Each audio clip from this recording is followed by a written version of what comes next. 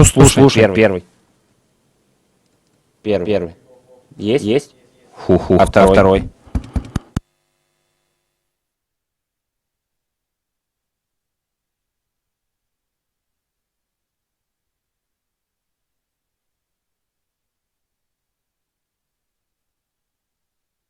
Слушай, первый. Есть? Ху-ху. А второй?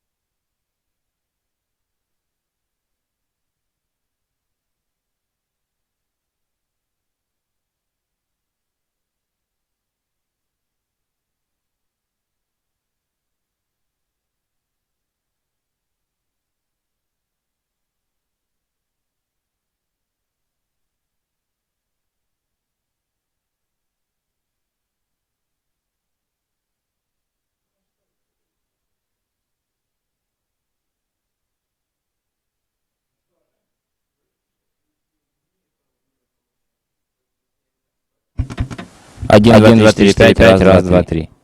Первый канал, да. Ты меня слышишь хорошо? А Женя?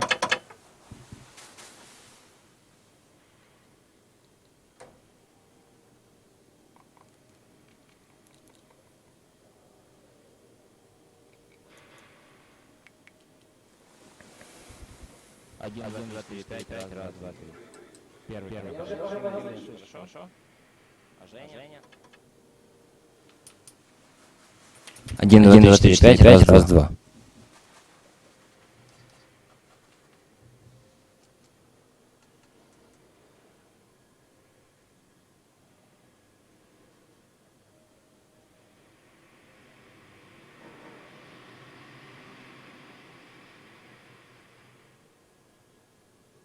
Один, два, три, четыре, пять, раз, два.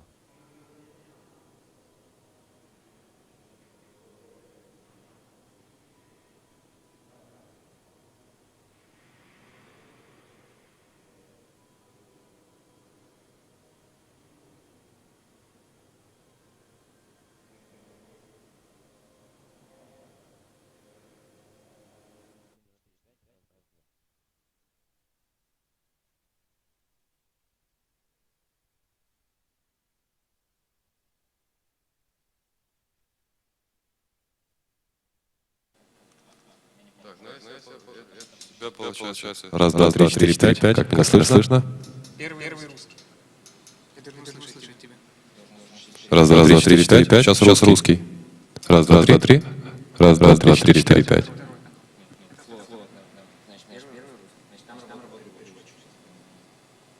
То, что я себя слышу по-русски. Ты себя считаешь по-английски. О, я слышу. Ну вот я говорил, я слышу. Сейчас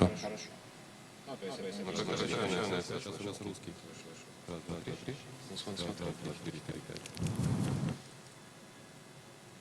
Это должен быть русский.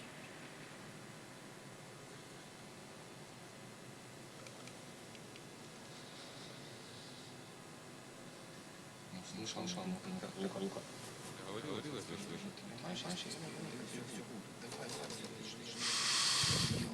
Он русский слушает. Не русский слышу. Ну, не важно, ты слышишь. На втором канале. Это второй канал русский. Не, второй английский должен быть. Я слышу русский.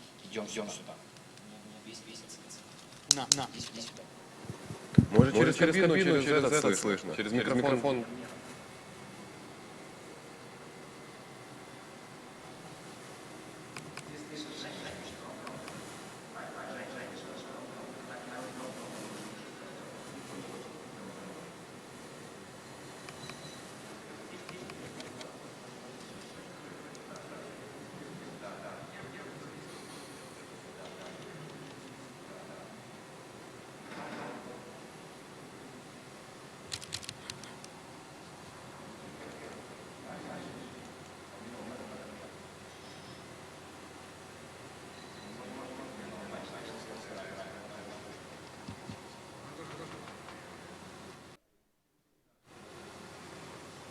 Вот здесь у тебя украинский, вот здесь английский. Подпиши себе. Так. Первый украинский, второй английский.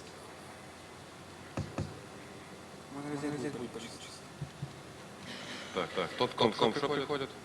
Белый. Вот это приходит украинский канал.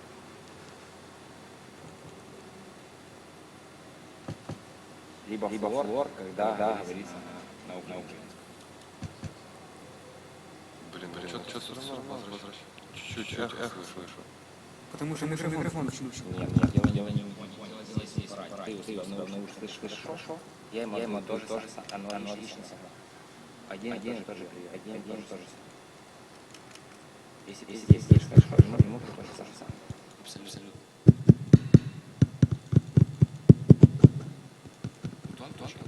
Сейчас просто стоит на украинском, правильно? Потому что я сейчас нажимаю и слышу во втором все. Значит, стоит украинский.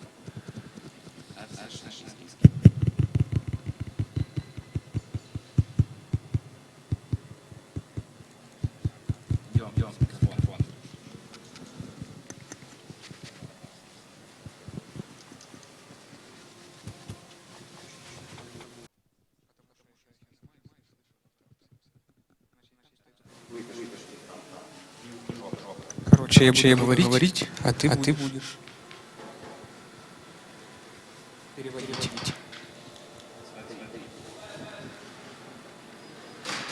Какой канал?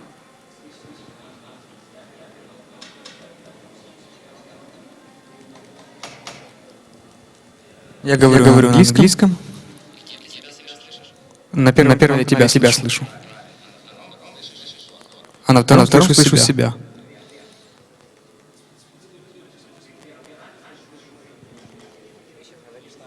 Сюда, то ты слышишь в первом канале себя, флор.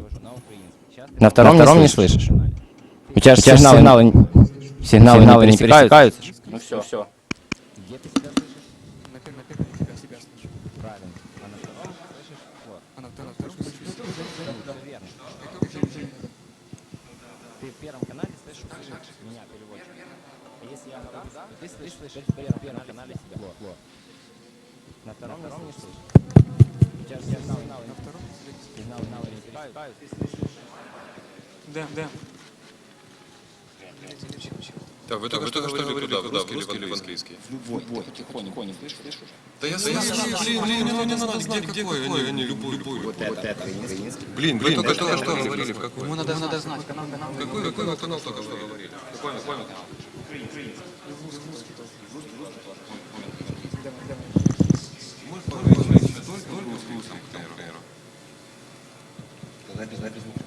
Тогда я сейчас...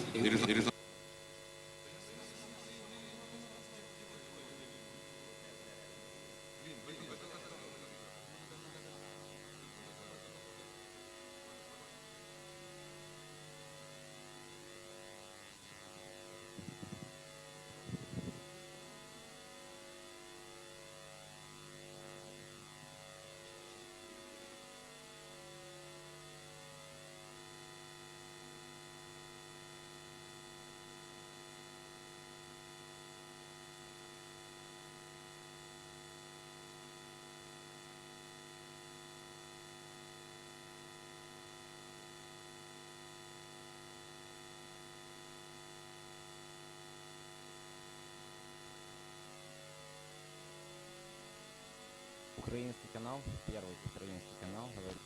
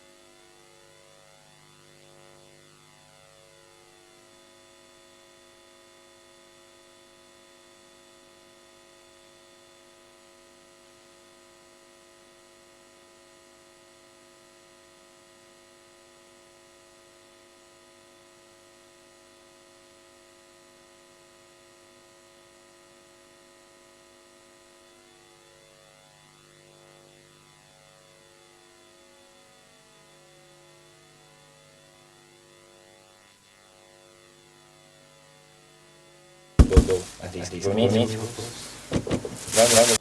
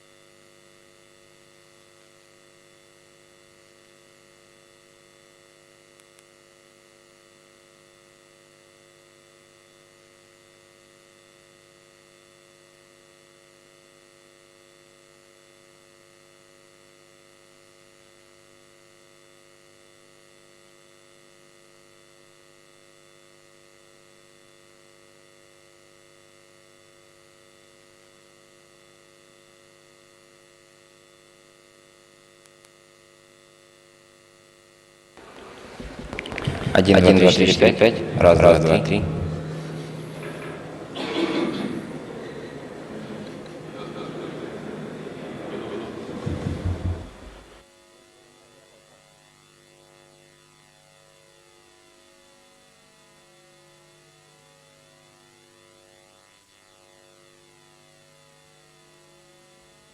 Один, два, три, четыре, пять.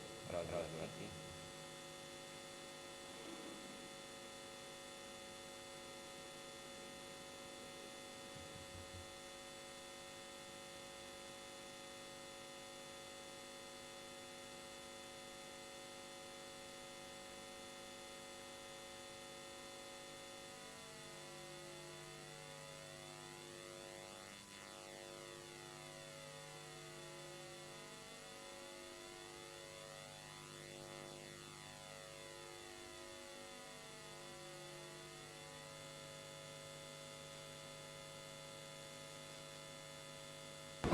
Раз, два, три, четыре, пять. 5, 4, 4, 2, 1, 0.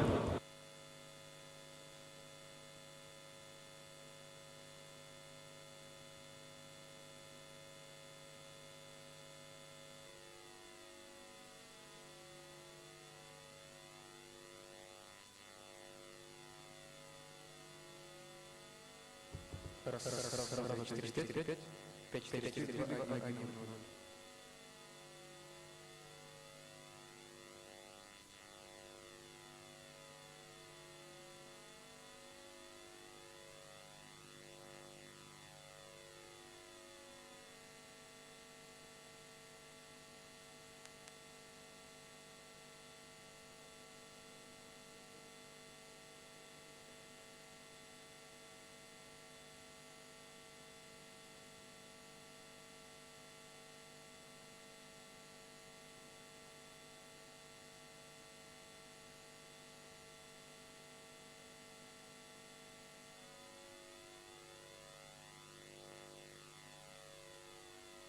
Английский канал, второй английский канал.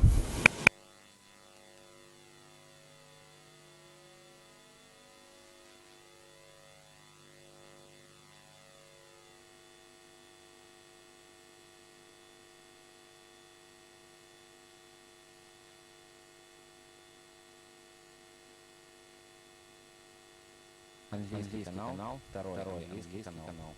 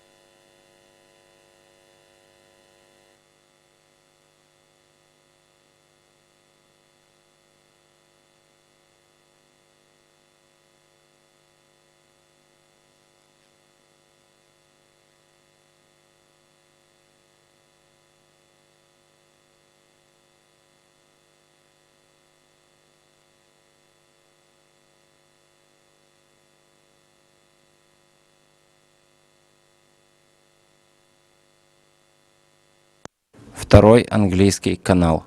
Второй канал, английский канал.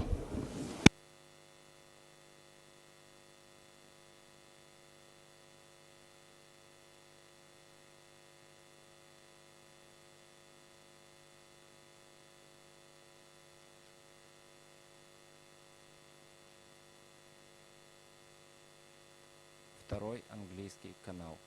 Второй канал, английский канал.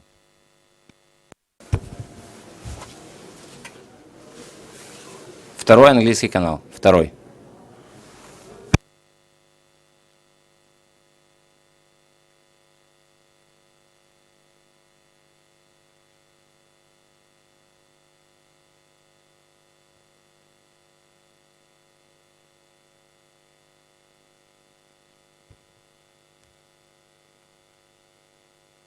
Второй английский канал. Второй.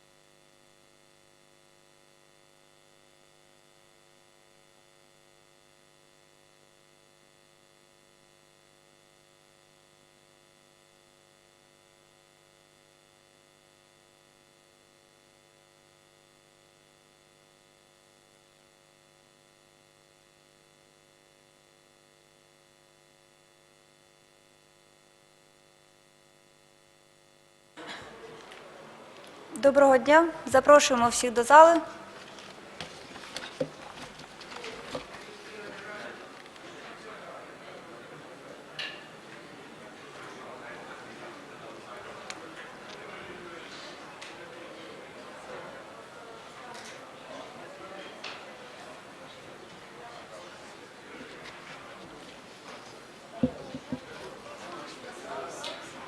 Я же говорила.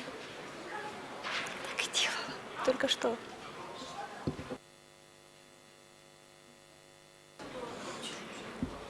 Запрошуємо всіх до зали.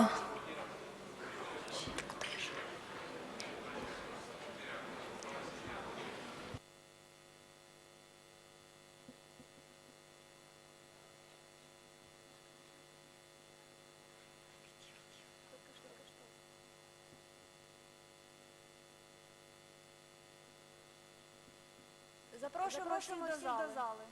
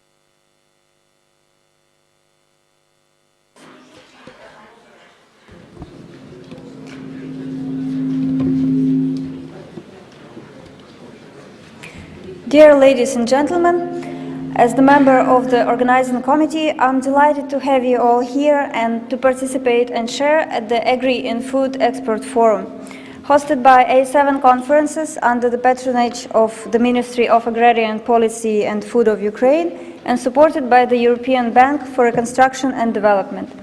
Thank you for the interest you have shown, and thank you for coming here from far and near to take part at our forum. My name is Maria Musiaka, and today I will serve as the Master of Ceremony.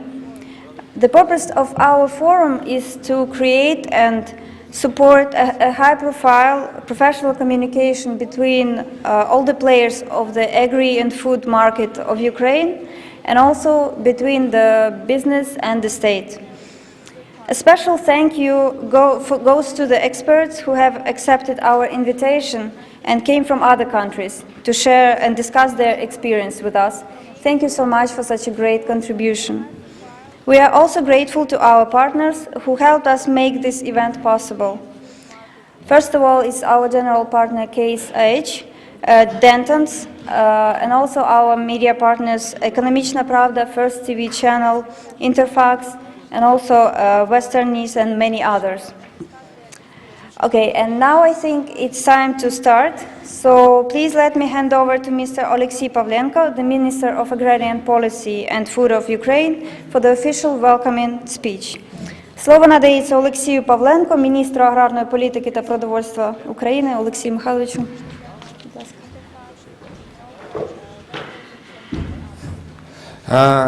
Dear ladies and gentlemen, first of all, thank you very much for coming in such an early morning with the traffic jams.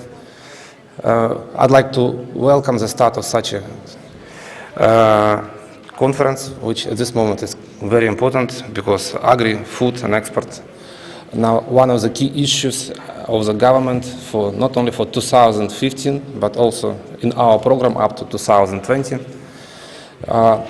It's very nice to see so many interesting and, let's say, professional people, from investors. I see the auditors. I also see people from banking sector, which shows that at this moment the interest is very, very high to especially agribusiness. First of all, I'd like to thank you all this organizing committee, and also I'd like to thank you the ambassadors for coming, and also the big investors as well. Ukraine at this moment has not easy time. You know, we have not easy conditions and not easy situation in the eastern part of Ukraine. At this moment, we still have meeting in the Minsk conference. It's together with Russia, France, and Germany, together with our president. So we're discussing final conditions of stop fighting and finally to get peace.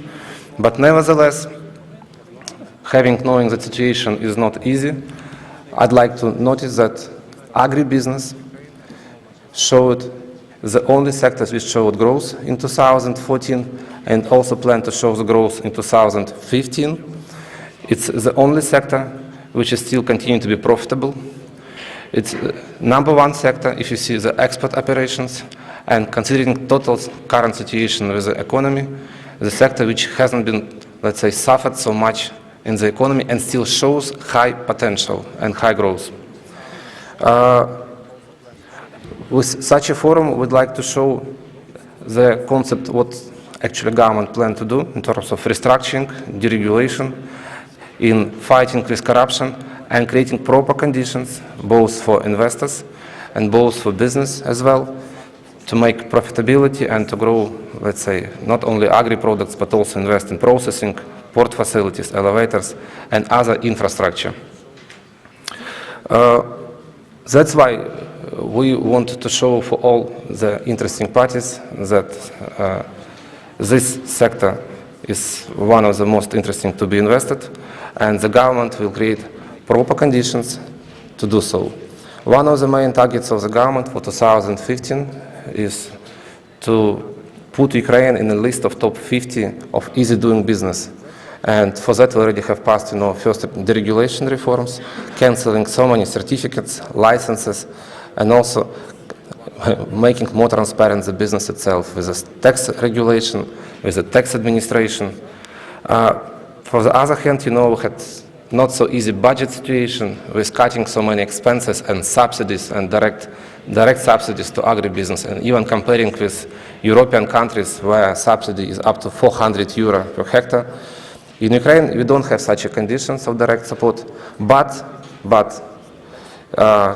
after having devaluation of currency, from 8 to, at this moment, to 25, our products became really very much interesting for our export partners worldwide, and we have actually very huge competitive advantage because devaluation of local currency creates another opportunity of opening another markets. For me, it's really a big honor to say that this year was very active in terms of European integration, and after signing the association agreement, we've been able to open European market for many products, also for chicken eggs, for example, as well.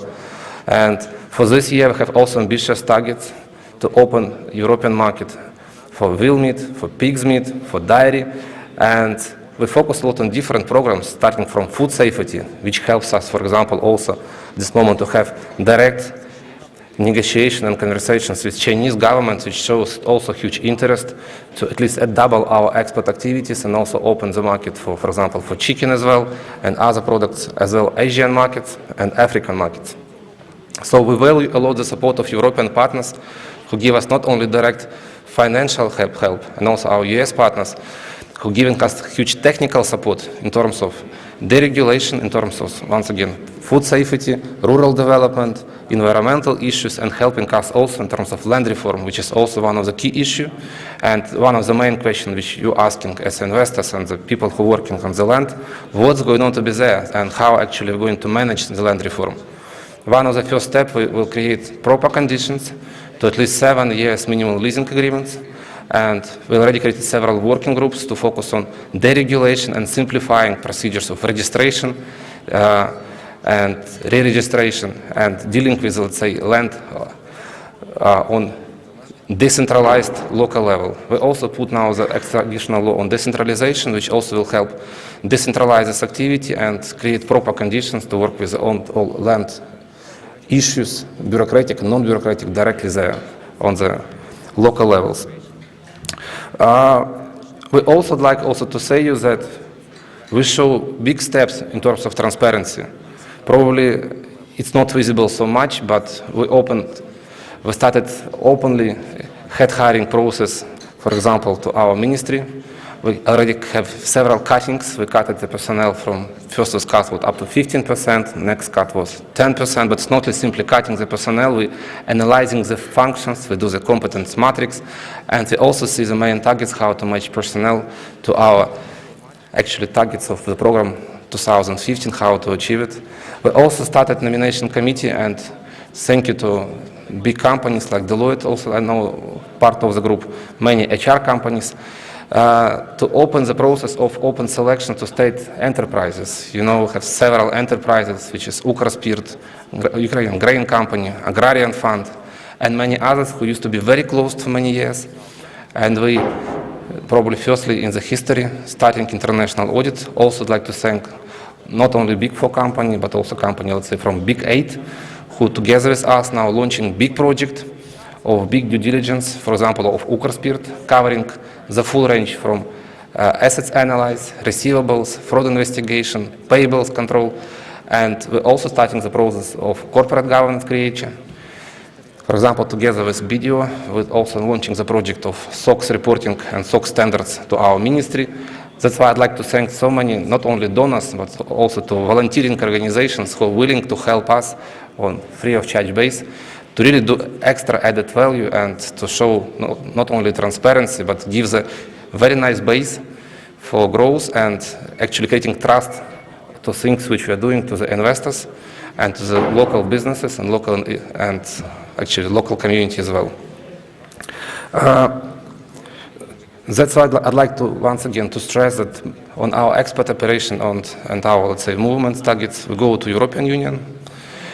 In 2014, you know, once again, we have signed an association agreement, and one of the targets actually to create not only the platform, but move to European standards, not only of living, but also of doing business. For example, we know that probably Vladislav will tell in more details. We'll have extra presentations on our reforming groups and also on things we're doing. But also I'd like to thank you very much to all the experts from local community, from investor sides, from World Bank, as well as EBRD, IFC, and our European Commissions, who now are taking very active role in the process of reforming and developing the agrarian sector. We're not asking for help. We are moving and we're doing, reforms are doing actually now, and probably if you don't see them, very fast steps, but we're moving very, very, very fast. And we asking you for support, not only for the ministry, but also for agrarian business. And I'd like to say that agrarian sector continues to be very attractive and very interesting in terms of investments. That's why which support you need, we are willing to give it.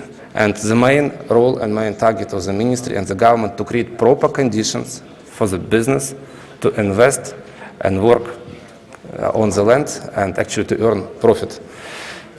That's why, once again, I'd like to thank you for coming and wish you very fruitful discussions today, good presentations, open sessions, and also thank you for coming, and let's start. Thank you. Thank you so much. And now let me take it over to our next guest, Mr. Shevki Ajuner, Director for Ukraine, European Bank for Reconstruction and Development. Thank you for coming.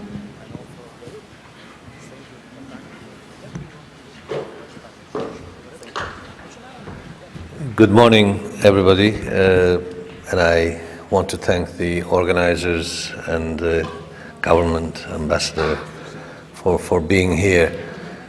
I am personally very honored to be here, to be talking to you as the representative of EBRD here in this country, whose cornerstone of business and strategy in the country has agribusiness firmly placed in the right corner, if you like. I want to start by saying that in 2014, we as EBRD have pretty much done twice as much as business that we thought at the very beginning of the year we were going to be able to do. And we provided 1.2 billion euro of financing, new financing for Ukraine. And that, of course, reflects the direction that the economic and political leadership of this country has taken to reform the economy, the finances of this country, and to fight corruption and to improve the business climate of the country. And that is why we were able to increase our volume so much. Of this volume, quite a significant portion actually went to agribusiness sector, and I see my team members sitting in the back. They've done a record year, well in excess of 200 million euro, closer to 250 million euro of financing to our agribusiness clients. We do that because it is a very important sector for the economy, and I think, as I have said in the past, agribusiness is going to be the locomotive that will pull this country out of the economic distress that it is facing now. The nature of the industry also lends itself to increased support, not only by EBRD, but also with other financial institutions, because its revenue base is very much linked to foreign currency, and that makes it easier to finance for institutions. What we do in agribusiness is across the entire spectrum of this sector. We just don't do primary production, but we also do value added across the entire chain, from cleaning, packaging, to all the way to retailing until the food reaches your desk, your table. But it's not only financing that we provide, and it's not only directly to the sector, but supportive sectors. For example, the logistics sector that last year we financed the substantive port facility for exports in Odessa. Just yesterday, our board has approved a facility again in the port of Odessa for cleaning and drying agricultural products for enhanced value-added export quality. Apart from the financial investments and financial support, we also provide, of course, in conjunction with the ministry, a significant amount of technical support over the years. We have been instrumental in bringing together the players in the sector with the government to eliminate a lot of the interventionist policies of the past, and that has, in our view at least, set the basis for this significant increase in the country's agricultural production and exports. We are also working at the moment assisting a program together with the Japanese government to combat, to be prepared for swine fever, to support the very important pig husbandry sector, growing sector in the country. And together with EU colleagues, we are looking to support further diversification of agricultural exports towards Europe, towards the rest of the world, away from the previously dominant trade partner. So a lot of things are happening, but also a lot of things need to happen, as Mr. Minister has outlined. I think not only EBRDs, but all other institutions, be them IFIs or commercial institutions, willingness and ability to engage in the country is going to be very much dependent on the continued reform progress in the country. And we are very encouraged to see the resolution, the dynamism, the energy of this government to continue on this path. Yes, of course, some of these measures are going to be painful in the short run, but we as a nation here, we have to go through these things for a much brighter and prosperous future that we all deserve. When we talk internally, when we talk to other investors, the thing that we emphasize is that there's tremendous inherent economic potential in this country. Not only agribusiness as its key sector, but also, its engineering know-how, information technology, logistical position and capacity, and these can only be realized, of course, if the reforms take place, but it will also be only realized if the international community will step in at the right moment, as we are trying to do now, to support this transition and this freeing of Ukraine from unwelcome interference.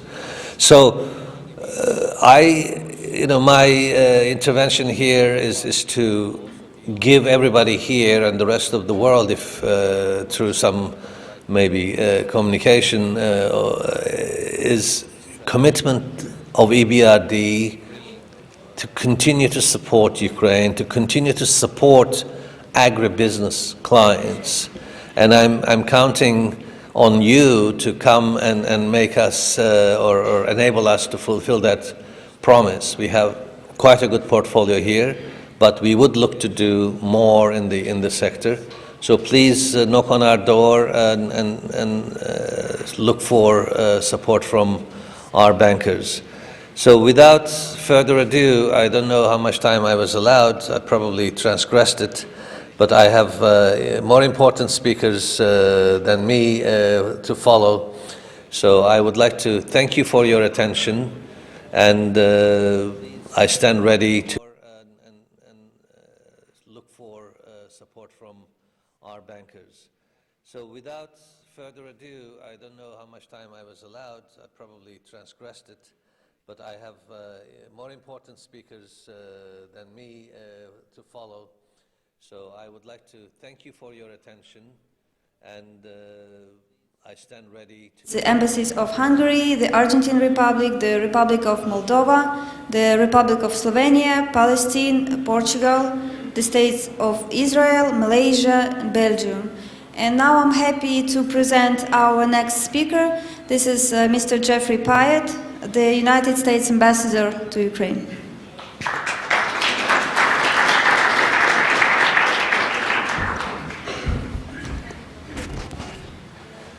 Thank you very much, Mr. Minister, Shevki, colleagues.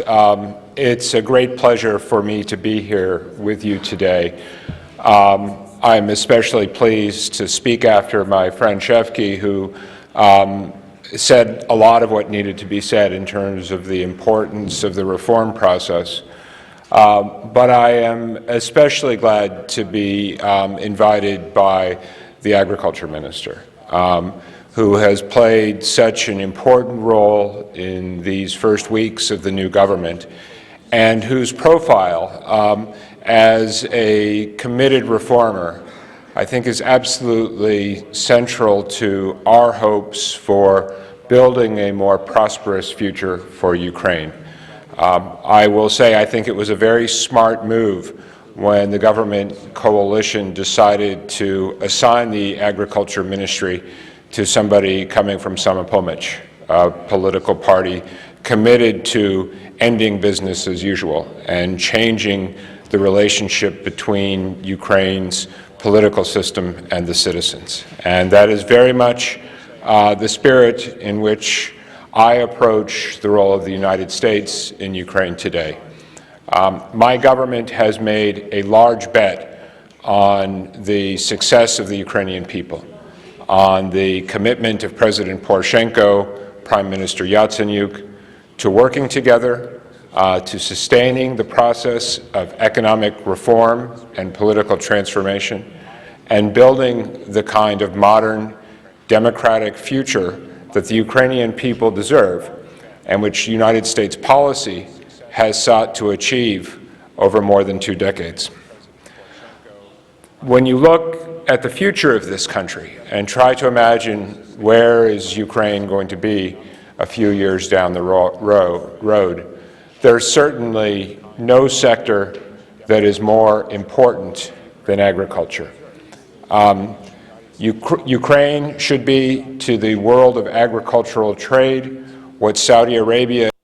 When you look at the future of this country and try to imagine where is Ukraine going to be a few years down the road, should be a country which is in a position to drive innovation, to drive the application of technology, and to boost productivity.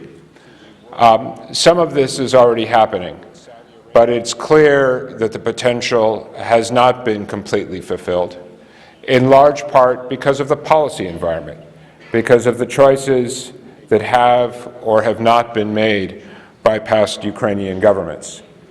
So this new reboot of Ukrainian politics is a chance to get those things right. It's particularly important that this comes in the context of President Poroshenko's signature of the Europe Association Agreement and the Deep and Comprehensive Free Trade Agreement, because that will create significant opportunities to expand commerce in food and agricultural products and food products. American companies want to be part of this transformation. We already have some of the largest American agro-industry companies that are significantly involved in Ukraine. And every single one of those companies has indicated to me their readiness to do more, to invest more, to be more engaged in the Ukraine economic success story if the policy environment is the correct one. What does that mean? First and foremost, it means attacking the cancer of corruption. And again, I come back to Samopomich, and I don't think there's anybody in the Samopomich party who would differ on the critical requirement of rooting out corruption from governance and business in Ukraine, the importance of ensuring that the new Anti-Corruption Commission is able to change the environment in which commerce is conducted and puts an end to the under-the-table payments, which used to be a necessary part of everything from grain export certificates to VAT refunds. There is no greater challenge facing Ukraine today than the threat of corruption and the risk of certain people in the business and political class who would be satisfied to continue conducting business as usual. I am profoundly hopeful because of the change in attitude that has taken place at the level of the Ukrainian people, and the very clear message from President Poroshenko, Prime Minister Yatsenyuk, and the rest of this government that they expect a change. But it's not just enough to use new language. What has to change is practice. American agro-industry companies hope to be treated on an equal footing. They want a policy environment which is transparent, which is reliable, which is governed by the rule of law.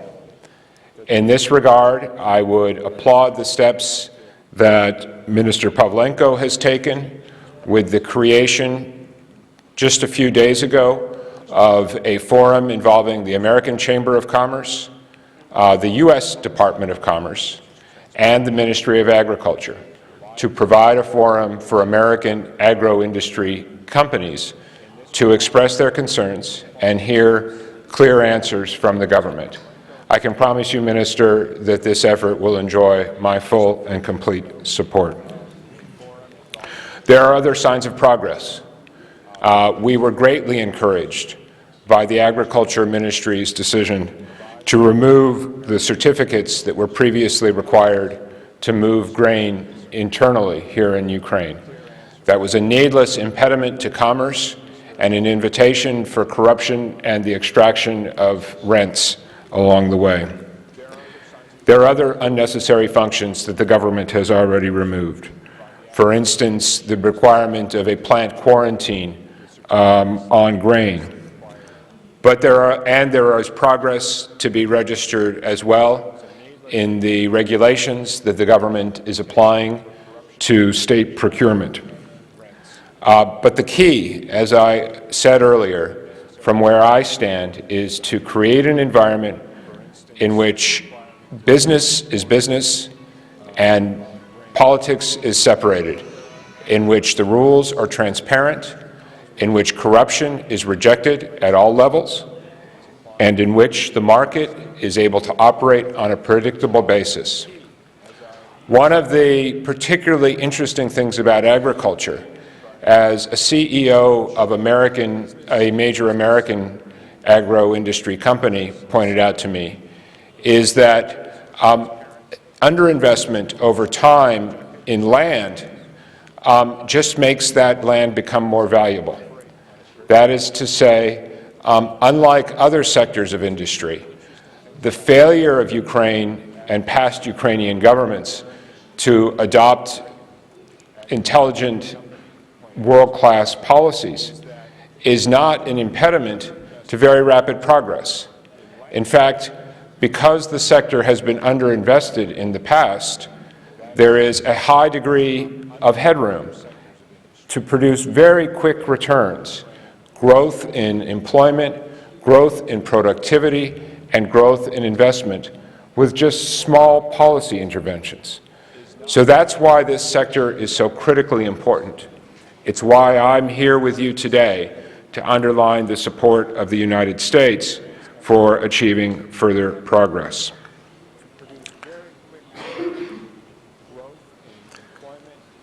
Looking to the future, the United States is going to continue to bet on the success of Ukraine, the success of Ukraine's economic reform project. Some of you will remember that the American Secretary of Commerce, Penny Pritzker, visited Kyiv in the fall. She has indicated her intention to host a large conference in the United States sometime this year, focusing on trade and investment opportunities in Ukraine. There is no doubt in my mind that agriculture, agro-industry will be a significant component of that. And again, it connects to the next speaker from the European Commission and the agenda for implementation of the DCFTA. Because many of the American agro-industry companies that are active here in Ukraine are looking at Ukraine as a platform for exporting into and producing and processing for the entire European market. And that is the opportunity that the DCFTA represents.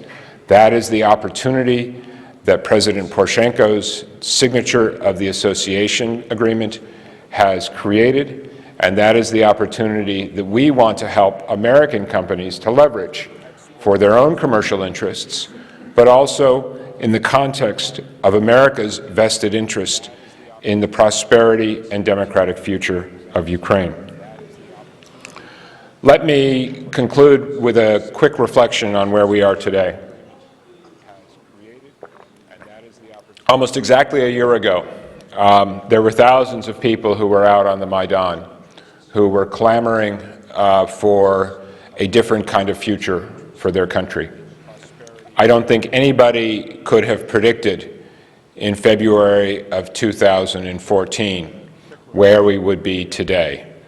The unrelenting campaign of aggression that Russia has committed against your country, the extraordinary stresses that has placed on the economy and on the people of Ukraine. But it's also worth bearing in mind what has been achieved. The fact that Ukraine has conducted 2 good world-class elections, the fact that Ukraine has unambiguously signaled its European choice and its intention to move towards European standards of governance and democracy, the fact that the Russian effort to foster civil war and division in Ukraine has failed, and that in many ways Ukraine is more united today than ever before in its independent history. And the fact that Ukraine has stuck on the path to reform. There is no more important task today than sustaining that progress, demonstrating to the world that this is a new country, demonstrating to the world that the people of Ukraine are not going to allow their future to be dictated by the past, and demonstrating to the international business community that this large country at the heart of Europe, with enormous endowments of resources and potential, is going to be governed by a new set of rules which allow for the investment community to come here to profit and to build a more modern and prosperous future for the people of Ukraine. So thank you very much for your attention today. I look forward to hearing the results of your conversations. And again, Minister, thank you for having me with you.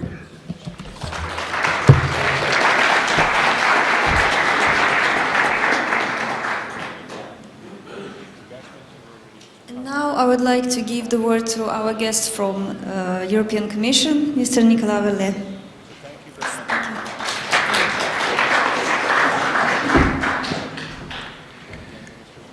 Yes, so many thanks for the organizer and you, Minister, for the pleasure to be here today.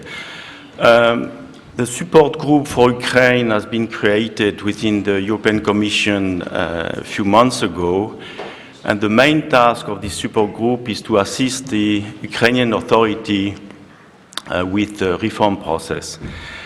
And precisely, you just heard Mr. Pavlenko on his strong commitment in reforming the agriculture sector.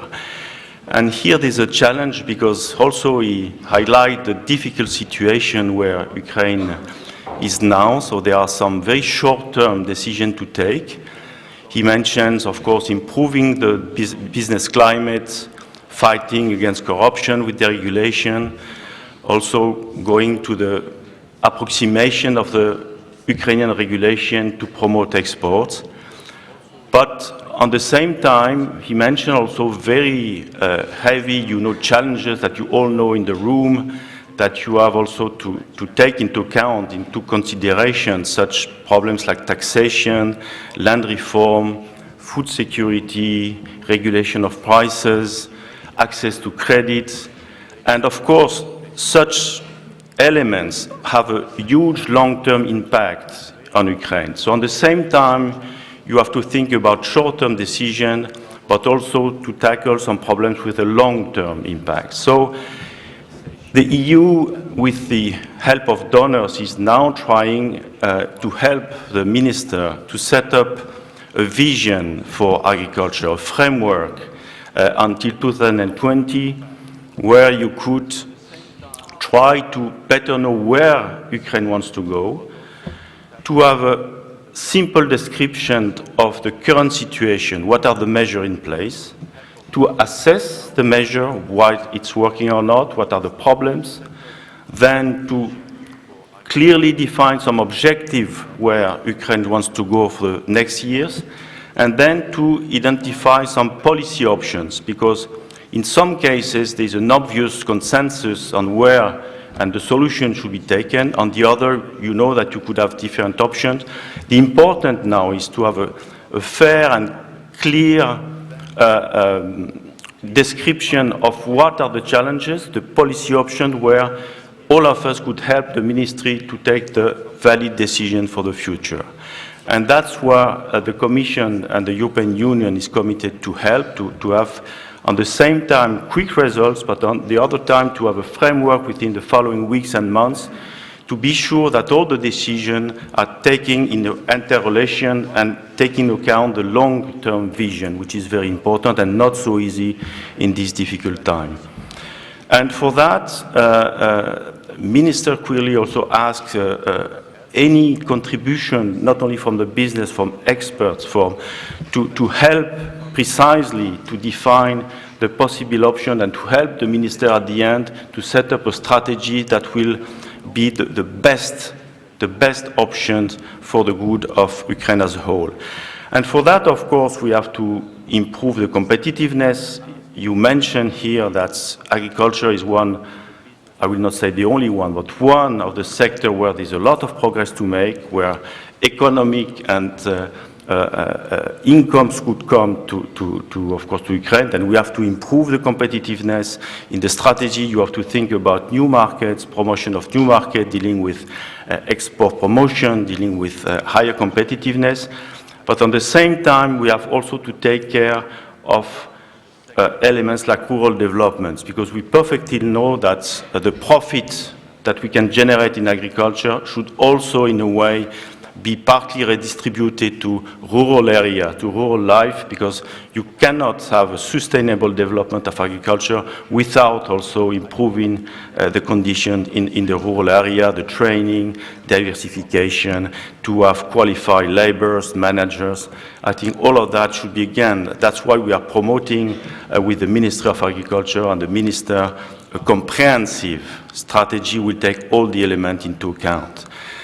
And as my predecessor mentioned, I think what I hear from many people I meet is that we believe that something new is coming from the Ministry of Agriculture. You know, when we start thinking about how to help assisting in designing a strategy for agriculture, many people say, but there's nothing to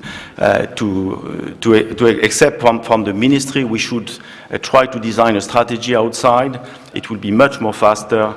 But we say, look, you have to implement the strategy after designing it. And normally in every country, it's the task of the Minister of Agriculture. So we said, let's try to rather help the ministry. And fortunately, we got the minister and his team that is very strongly committing in this reform process.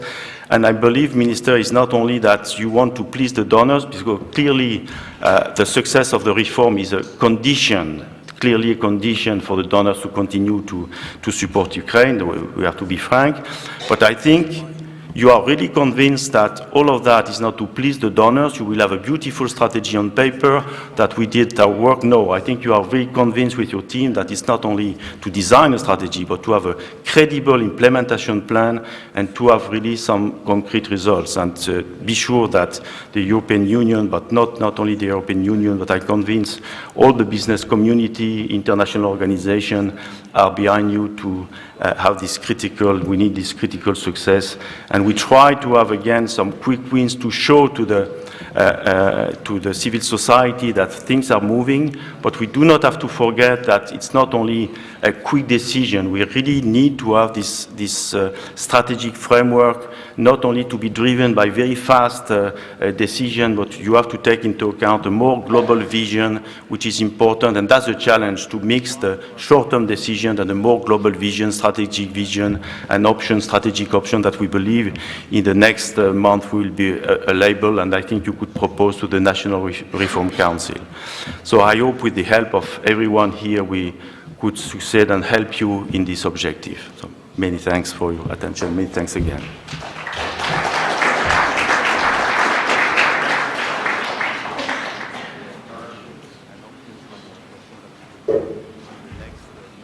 Thank you so much. And now we go on to our first panel discussion, which will discuss the international experience of access to the foreign markets.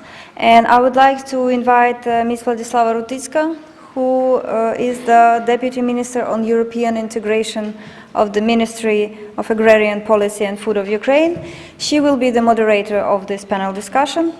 And also, I would like to invite the speakers, Ms. Marion Hönike from European Investment Bank, Mr. Gocha Tsofurashvili, Deputy Minister of Agriculture of Georgia, Mr. Vasil Shuba, Business Manager for Ukraine and Moldova, Case IH, and Mr. Vasil Tofan, Purkari and Horizon Capital.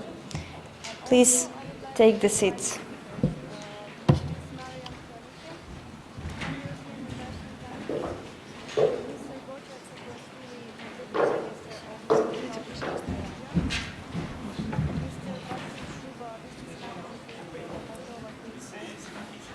Дорогі колеги, рада вас вітати тут. Here. Dear colleagues, I'm glad to greet you here. In order to start, we have a part of our presentation, but prior to our panel discussion, we want to outline the information, basic information to you. The key objective of our forum today is to show, to demonstrate the potential possibilities for our business, for the Ukrainian business, how to open the European markets. And we have finalized the official part. It was devoted to two aspects. The first one is the basic experience of companies efficiently positioning their products at the EU markets. And secondly, we strive to demonstrate the support that we can enjoy. And I would like to thank to the donors that have contributed to this conference and this process, and we are very grateful to the EBRD for helping us to invite to Ukraine one of the best experts in EU market development, in EU market entry, that will share his positive experience and his practices in the marketing strategies and in positioning a company on these markets. I would like to provide some information, and please help me with the figures on the results of 2014. In particular, our export and our position in the ranking in the EU countries as an exporter.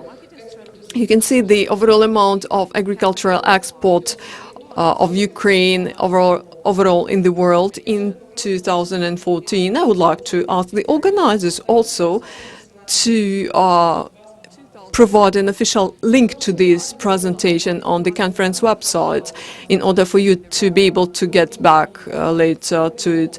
And you can see that the position on the map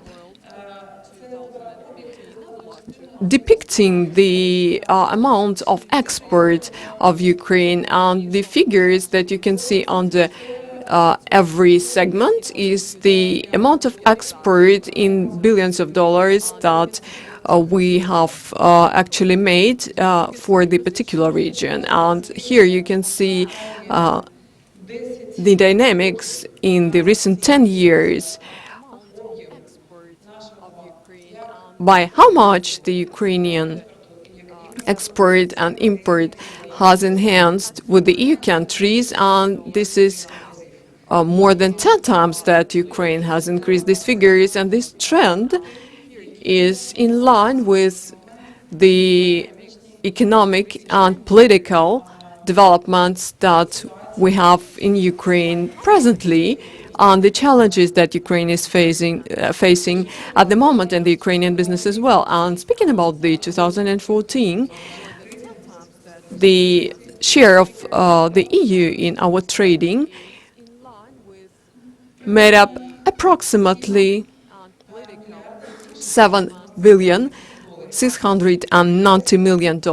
and the export approximately $5 billion. In 2014, the import share has decreased for objective reasons because we have mainly purchased equipment and technologies, and therefore these figures are a bit lower than in the previous years. And you can see the overall balance and in comparison to the entire picture in the world, and you can see that the share of the EU is growing, and if priorly it was 20%, and now it's approximating 1/3 of our export. And talking about the countries that we basically cooperate with and to which we export, we can see that it's Spain, the Netherlands, Poland, Germany, Italy, and some other countries, but the structure of export is changing, is developing, and it depends on you as the producers and your activities at the markets of these countries,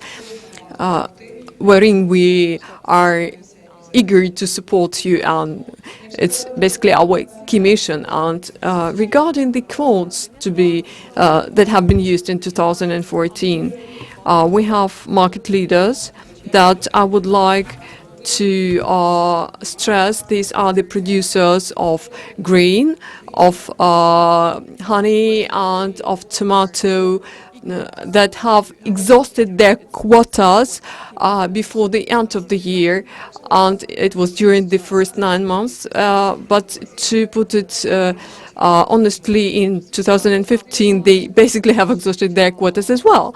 That is an evidence of the demand that exists in the market for the Ukrainian products, which are basically necessary for the markets of the European Union. And speaking about the reforms and the key objectives to be posed before the ministry and before the minister, these are the reforms related to deregulation and facilitation of the business climate, and we are willing to cooperate with you, and we are open for your advice and for your hints where and how and in what way we can help you in the regulation and reforms and making our system transparent, and in order for you to feel how the ministry is supporting you in this process. And on the results of our work, I sincerely hope that today and tomorrow, when the Council shall be having the sessions, these draft laws shall be considered, and they shall result in the economic effect, and in the long run, during subsequent years, they will deliver the necessary results. Until the next year, about 15 billion hryvnias are expected till 2015. We have ways for improvement, and basically it relates to the questions that need to be raised, the quality of the product, safety, and the issues related to processing and provision of raw materials. And also we should be proud of having Ukrainian products that is loved all over the world, that is tasty, and we basically have the clients all over the world that are our loyal clients, are looking for these products and have them every day on their tables. That should be our basic task, both of the ministry and also of our foreign partners. We shall strive to make every effort in order to make that happen. Talking about the level of our harvests, we have the means to increase them because the European countries enjoy better harvests than we do. But thank you for working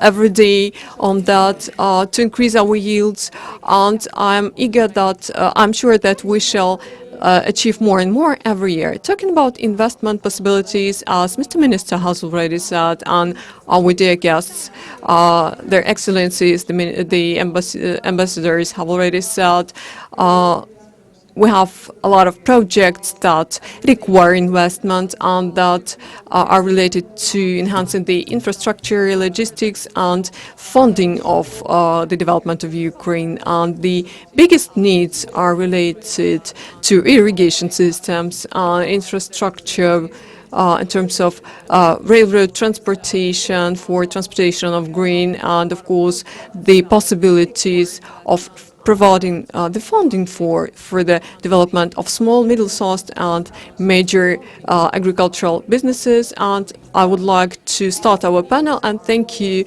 our guests. I give the floor to our key sponsor, Mr. Vasil Shuba, for the introductory word. Thank you.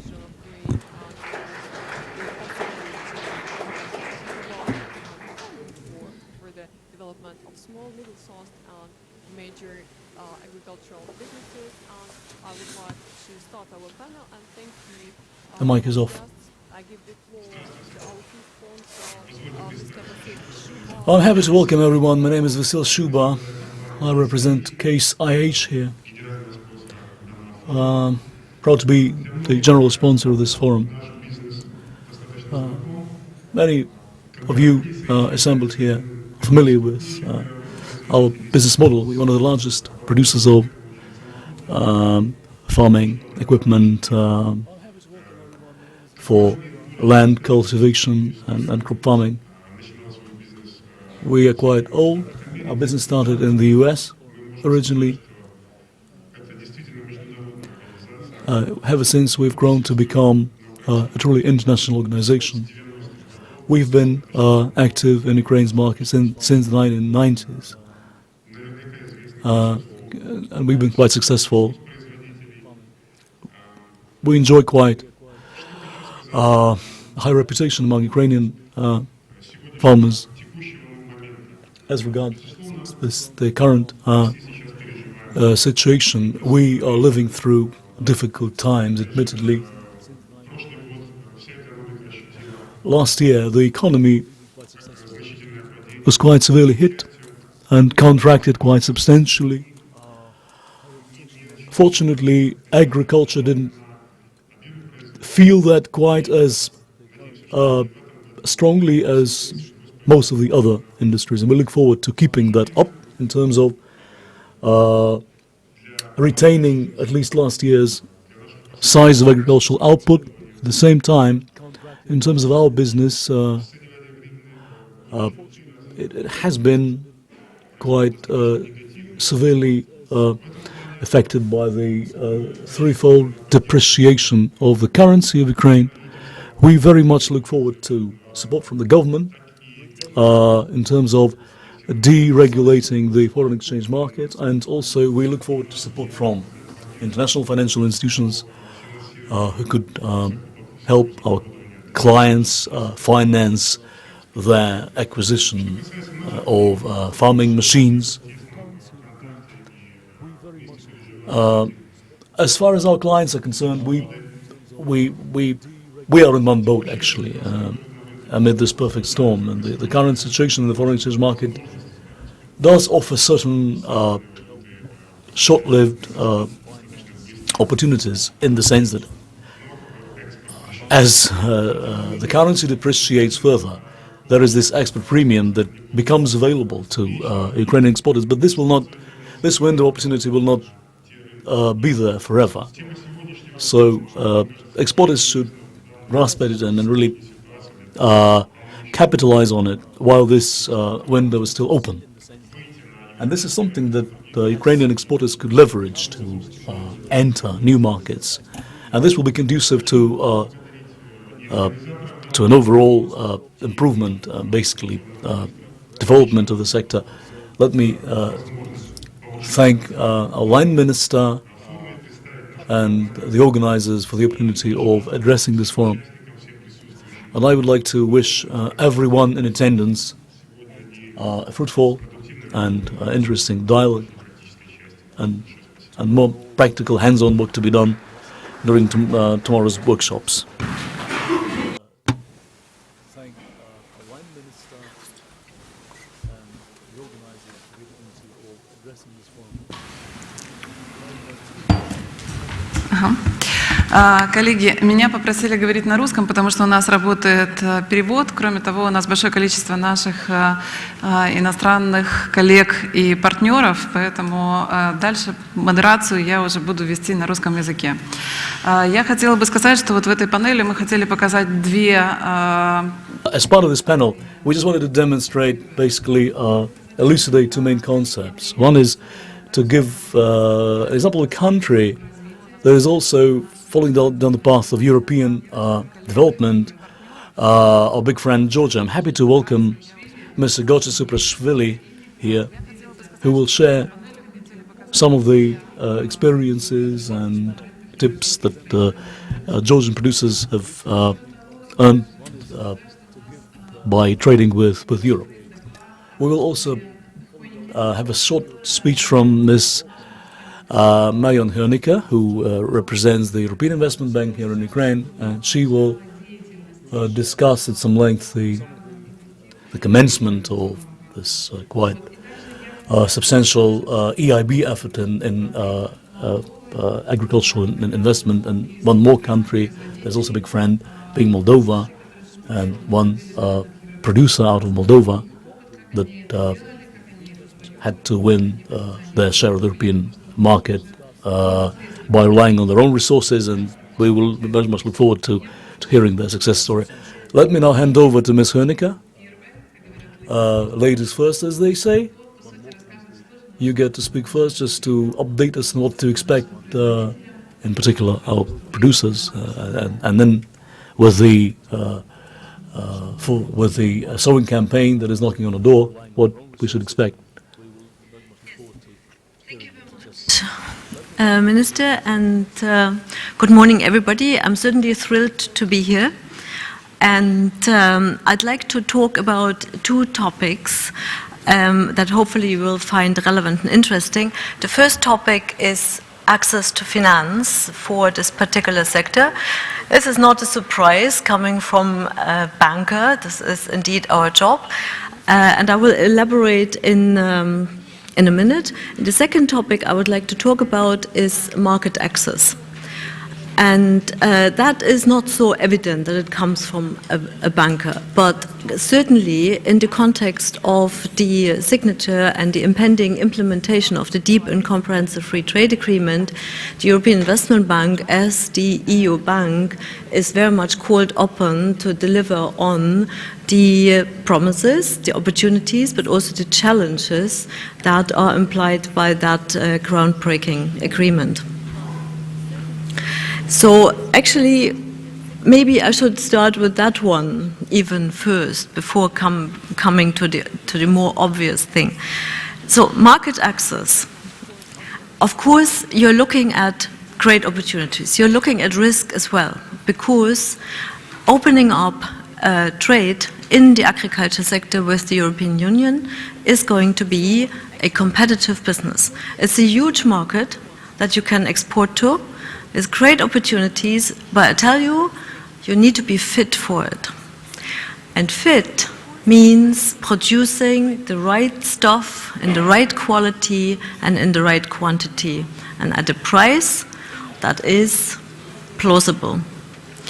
For this, I think investments will be required. And we have a strong preference for looking at a complex sector like the agriculture sector in a market chain, in a value chain concept. So value chain means everything from planning your production, from growing the produce, to upgrading it into products that can actually be sold. And let's not forget, the profit margin is in processed materials rather than raw, and placing it in suitable marketing efforts in the desired markets. This is easier said than done, and careful analysis must be made in order to assess the situation of the value chain in the Ukrainian and elsewhere industry, and adjustments must be made. I'm greatly heartened by looking at the ministry's reform program, which clearly reflects full understanding of the task ahead. It's not a small task, but the future can potentially really be bright. I'd like to illustrate this a bit more in what this actually means, and I swear this is not some conspiracy, but we are here with a customer of ours in Moldova, Pukari, who is producing fantastic refined products, we're coming to this later, and who are borrowing from the EIB under one of those value chain concept operations. It's called Filière du Vin. Don't ask me why we chose a French name for it. And what it does, it looks at absolutely everything, from the cadastre, from the land planning, registering who is growing what and where, to the grape growers, to the winemakers, to the marketing campaigns. We do, under this operation, fund as well the universities in order to bring to the marketplace people who are actually capable of making good wine. Laboratories are being funded in order to succeed in the European marketplace. And I'm glad to say this is really the case more and more, and it's not only because my team, we are drinking Moldovan wine as if there's no tomorrow, I tell you. No, but it's actually very good wine. We will see this in a minute. Now, this has been, frankly, an experience for all of us that was certainly very worthwhile, but not easy. We have all suffered in the implementation of this Valiant project. But we need to do exactly this, go through the difficulties, the hard decisions sometimes to fund something or not fund something, make adjustments, and all along provide technical assistance to those who are in the delivery mechanism. And for us, this is of course to start with ourselves, to understand better what we are trying to achieve, but also educate the intermediary banks so that they understand what it is when a farmer walks in, a maybe not terribly sophisticated farmer. They need to understand that this is a valuable customer, but also help the farmer to look more business-like, teach the farmer, help the farmer develop a business plan that the banker can then recognize. So we've actually been pleading quite a bit, but it's been worthwhile, and we're continuing. So last year, actually, we signed the Fruit Garden of Moldova that now addresses the entire horticulture sector, and again in a full value chain concept. So obviously we are widening it to all sorts of fruit and vegetable and walnuts, of which Moldova also has fantastic quality. This kind of value chain approach is indeed best done in close cooperation with the government. Because the government has the overall picture, they know, as we heard, where they want to be 3 years, 5 years from now. We want Ukrainian products on European tables, and we want this to happen in the most recognized fashion. So that is why we've teamed up with very much with the Moldovan government, and our team is going to be here next week to talk to Ukrainian government about doing something very similar. I was also very pleased to hear from the Minister of Finance herself this morning, please support small and medium enterprises. Please, EIB, focus on this. And we do. So I'd also like to report to you that in the context of the DCFTA, the European Commission is obviously the strongest driving force in this, and here as well we have to live up to the expectations to deliver. Please do take us to task. We need to increase together the visibility. We need to explain to the companies what exactly is required now, what they need to do.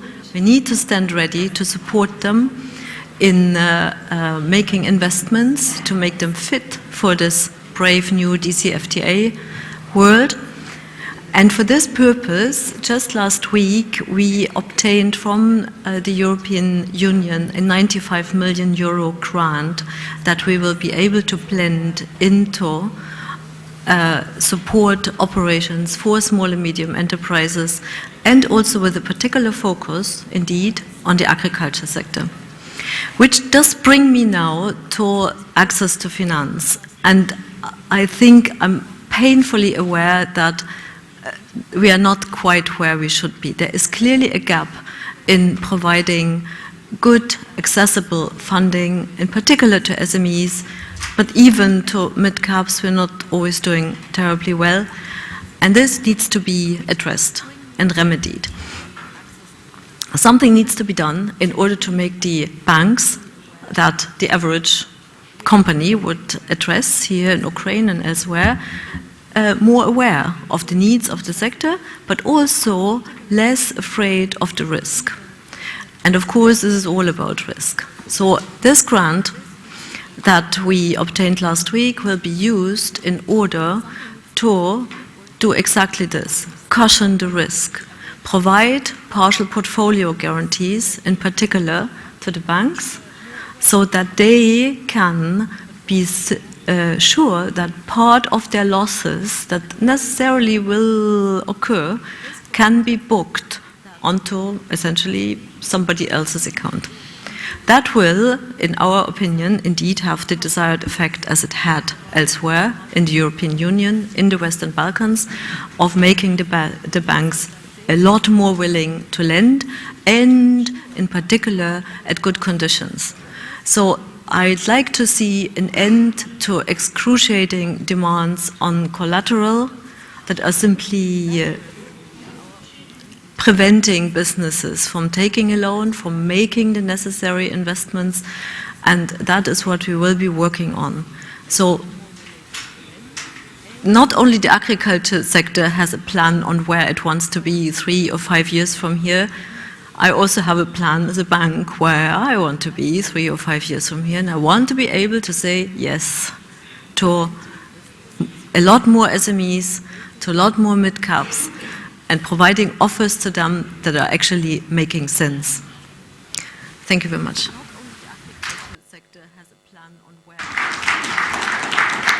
Мэриан, спасибо.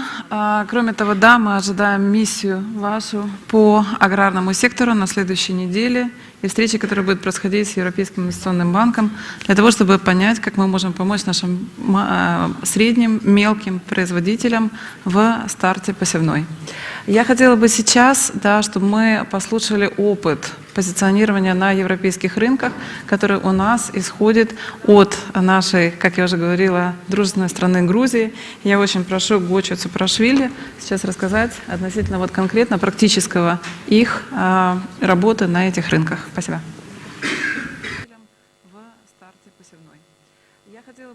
Спасибо большое. В первую очередь я благодарю за... Thank you very much. The floor is given to Gotsa Tsuparashvili. I would like to thank you very much for inviting me here, and I wish you every success, and I wish you peace. And we have also such an experience, and we know the price of peace. And I would like to tell you about the beginning of our work in our country and where we are now, and how we are planning to work on the EU market, and what has been done already and what is planned for tomorrow. First of all, I would like to say that I have inquired about certain moments, and when in 2007 we started talking about that, the then government of Georgia very actively initiated the process, and 2 months ago I said about that in Ukraine, stressing on the fact that there have been certain omissions in the reforms in the agricultural sector, and basically we had problems with inspections, and we banned inspections for 7 years, and the phytosanitary norms and phytosanitary services failed to benefit from that because phytosanitary norms were not respected and the phytosanitary services lost their sustainability. Therefore, reforms should be very cautious in order for the phytosanitary service not to suffer. And in 2007, we had a working group in the government, and basically for 3 or 4 years, this group had been elaborating various options, and starting from 2011, we initiated negotiations that finalized in 2013, and the signature of documents took place in 2014. On the 27th of June, it was signed by the government and ratified in July by the parliament, and basically we started working from September 2014. Every month we have to submit a reporting, some kind of reporting on certain lines of activities, and according to this deep and comprehensive free trade agreement, we have the time frame from 2015 till 2030, and this is a hard process, effort-consuming process, because we have to amend a lot of regulations. And in the food sector, we have 101 regulations to be changed. Phytosanitary services also has 86 norms to be changed until the year 2026, and veterinarian domain has 108 norms and regulations to be changed until 2030. And it's a huge pile of work, and it's quite a controversial topic, and I will dwell a little bit on what has been done with our businessmen and with our products. Given that Ukraine has the potential to be the breadbasket of Europe, we do not enjoy such, a competitive benefit and advantage. We can focus on certain sectoral products due to our peculiarities of climate. We have 40 types of soils in Georgia. It's a small country. We have 22 microclimate types, which is basically on a very small territory, and we have a huge potential of our water resources, more than 30,000 of various types, and we sincerely hope, and we also strive in our strategy adopted in 2015 till 2020, and basically recently we have published this strategy, and this is a targeted effort focused on the strategic products to be positioned and to be developed for the EU market. And I would like to say here that Ukrainian investment here and the Ukrainian partners, business partners, are very well performing in Georgia. And one of the key lines of activities here is fish and fish production. And you know that in the world, in the seas and oceans, this resource is decreasing constantly, and it's not developing in such a pace in order to be compatible with the demand, and the Georgian water resources enable us to enhance this line of activity and to increase the capacity. And in Ukraine there is such a partner, Sergei Panchenko, who has the most interesting, who owns the most interesting, potentially interesting object in Georgia in respect of fish, and he started growing various types of fish in Georgia.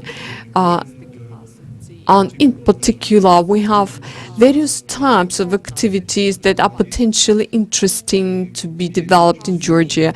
And there is a serious project which is being considered at the highest level. And the map that I referred to is the owner of these facilities, of these water deposits, and in particular they are connected to the Iori River, which has a very clean water, and this is basically one of the examples of the best practices of Ukrainian businessmen in Georgia. And we also focus on the territories and rivers, which is within the scope of our program. And this is basically why I'm speaking about this. Fish has a very good potential for market entry in terms of EU market. This is also one of the aspects of our trade. And another aspect is honey, and Georgia has a specific microclimate. It's in specific microclimatic zone, and our honey is considered to be unique in terms of its taste features and characteristics, but we need to shift from the homemade style to the professional production, and we have devised 15 target programs in order to elaborate and develop this line of activity. And there is another also domain where we should focus on, and these are basically the green light domains with the EU, and we basically can export these products. The third line of activity is bioproducts, and very many companies are interested in that because we have very clean microclimatic zones, and they're situated 2,500 meters above the sea level. And this is a very potentially interesting business where we have a special program for development, and we basically can say that we have a plan on how and what products should be developed. And you probably know that the key products of Georgia, are, of course, wine and tea, and oranges, and also different nuts, walnuts in particular. And these are the products that we can, starting from the next year, be exported to the EU market. And we have a plan to develop the technical infrastructure, and you know that this is not the market, the EU market. I mean, it's not the market just to spend money on, not to spend money on laboratories. And in May we shall have certain progress on that, and I'm using this opportunity to raise the interest among Ukrainian businessmen. And I can also, refer to a couple of potentially interesting businesses, in particular pig farming, which accounts for approximately 70% of import, and only 29% is internally consumed. And we, in particular in VD Georgia, have certain Ukrainian founders, and so Ukrainian businesses involved, and we have huge, extensive experience in the fish industry, in fish production. Unfortunately, we lack specialists in ichthyology, but we sincerely hope that we shall have other Mr. Panchenkos, and we are ready to extend all the resources to the investors, to the businessmen. And besides, we have a very serious line of activity: milk industry, dairy production, and cattle production. And this is the domain where Georgia can import and also export, we are willing to accept, to attract Ukrainian investment, to accept Ukrainian businessmen, and we need to contribute bilaterally to that. There is a huge interest in this domains, and there is an internal demand in that, and there are certain domains with a huge potential. In particular, 2 days ago, when I was on my way to Kiev, I visited one of the sessions of the parliament, meetings in the parliament, and we discussed the problems with agricultural products that we have in Russia. And in the heated discussion, we were discussing the issue of production of agricultural products, in particular in Iran and Uzbekistan, and the issues with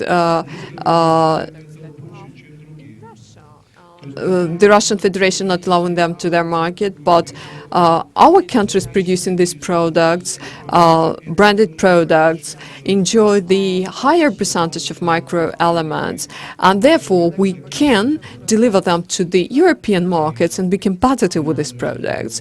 And therefore I'm convinced, and our European friends are always repeating to us, that Georgia enjoys the unique possibility to develop this line of business, and I wish you to become the breadbasket of Europe.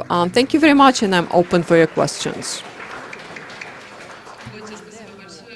Thank you very much, Goche. We would like to ask you to tell the Georgian investors and the investment funds that Ukraine has a potential for business development and investment, and we have the perspectives to be the breadbasket of Europe. Thank you very much. And let's also have the contribution on the practical experience from Moldova and one of the producers with their best practices of EU market entry. And Vasily Tofan is invited to tell about their experience. Я буду говорить на английском. Europe is changing the entire team so that everybody speaks English. There's no way you're going to export anything if you'll keep talking Russian in your company. So let's start with that.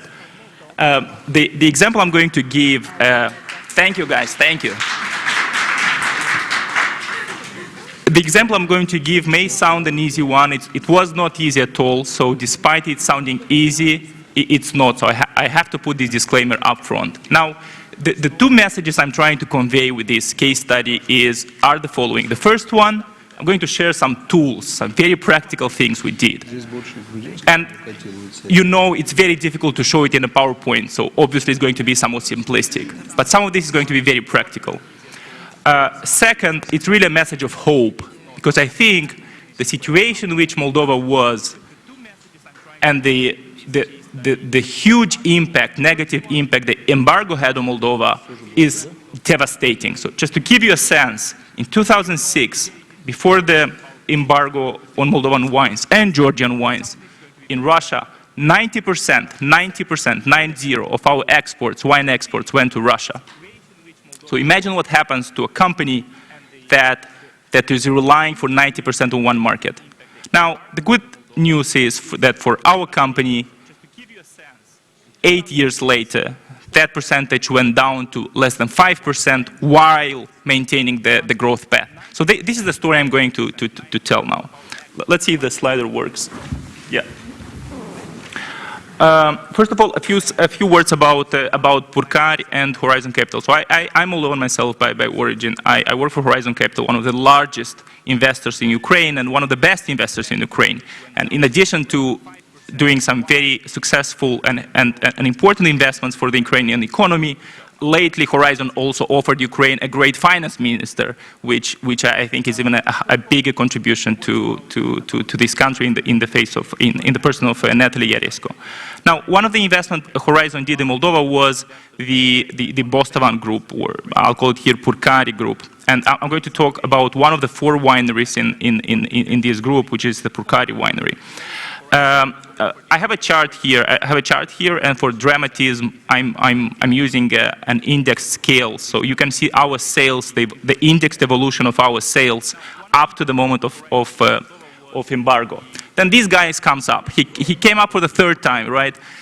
Everybody knows him in Moldova. His name is Gennady Onishenko. Everybody knows him in Ukraine, I guess. So for the third time, on 11 September of 2013, he announced that he found some chemicals in our wines. So everybody knows those stories. Our Georgian colleagues know those stories, how Onishenko is a great chemist and a great fighter for Russian public health. But basically, this is what happens. Now, the embargo, that's September 2013. What happened afterwards is the first time when our company made a strategic choice that we take any focus out, so we have zero focus on Russia. And that was a deliberate choice. And to basically crystallize that choice. And the reason we made it is not because we dislike Russia, we just understood that there's no way we can build a sustainable business in that market when over the course of 7 years we had 3 embargoes on Moldovan wines. And during each embargo, we lost millions of dollars of that market in lost accounts receivables, in dissatisfied customers, and in damage to the brand.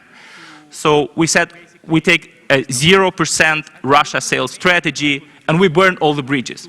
And by doing that, we said that, you know what?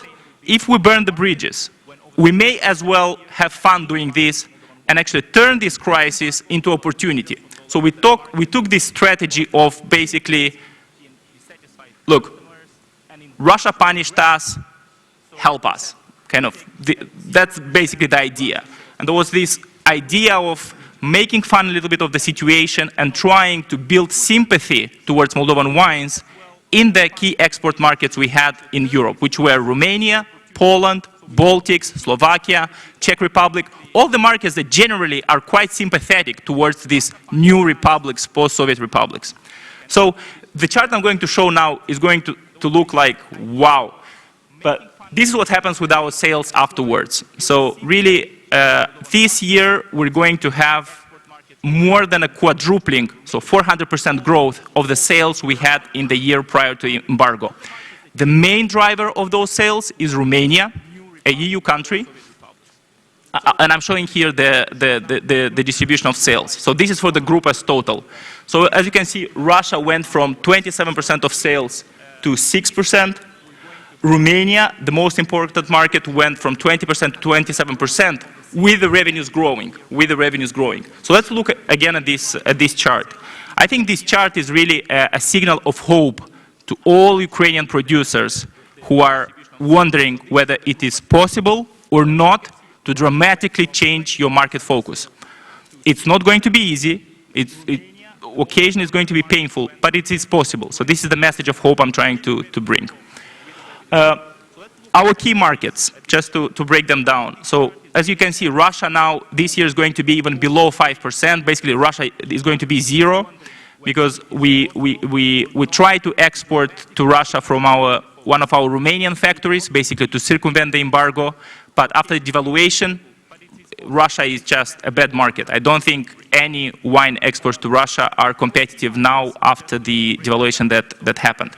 So we focused massively on EU markets and Romanian market, which we take out separately, which you can see account for nearly 60% of our sales. Now, what was our approach? I'm going to talk about some of these steps. So first is market prioritization, second is presentation package, third is CRM monitoring. Before maybe diving into this, as I said, maybe 2 steps that we take it as table stakes. I mean, it's so obvious that maybe I don't have to mention them. But first, of course, is that you need a change in the team. Your team needs to speak English. They need to be progressive. They need to be young. They need to be aggressive. There's no way you're going to export if you keep the old team. So if you haven't fired your sales director, you have to do it tomorrow and basically replace him by a guy who can change things. That's what we did. Second, you need to have a product. And the thing is that most Ukrainian companies do have a product. So I don't think there's an issue here. You need to have a product. Sometimes you have to do little tweaks to it so that it's a little bit more competitive. But the quality is there. I'll give you the example of Purcari. So we have a great wine, but if you try to sell it for a premium, and we sell it for, on average, $6 a bottle to the European market, which is a lot. To give you a sense, to Russia, we would normally sell wines for $1.50. So you see, we just make a little touch by packaging this bottle in paper. Why? Because it doesn't get damaged during transportation and it looks premium on the shelf. So when I unpackage this bottle so that it's put on the shelf, you see it looks nice and clean and the label is undamaged.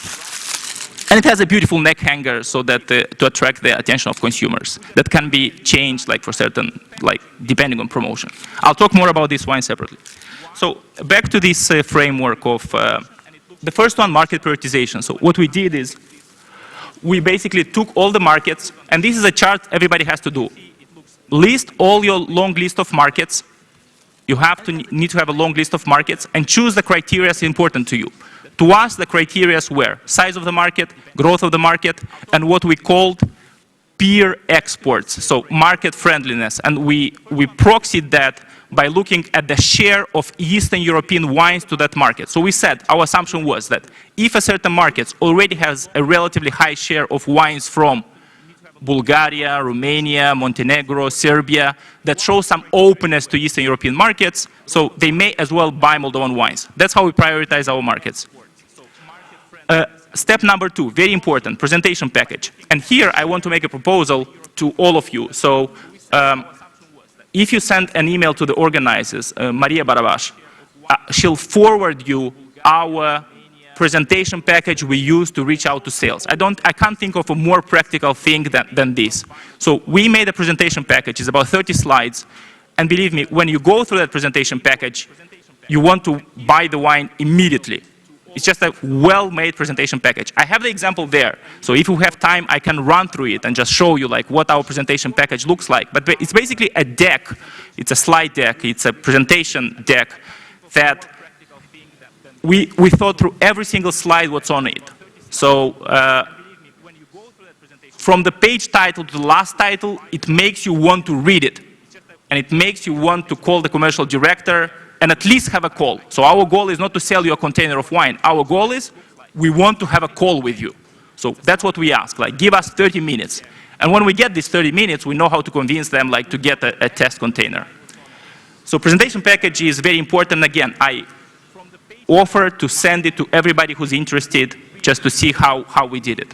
Just write to Maria Barabash, the organizer. Third, CRM. Because I think discipline is an issue in our markets in general, so we put all the contacts in CRM. On a weekly basis, we have this call. It's called the new market focus call, where we would ask on every single lead we have, what's the status? So what's the status? Did we call this guy? Did you get a call? So that we can see the funnel. So this is the long list. This is the people who got the presentation.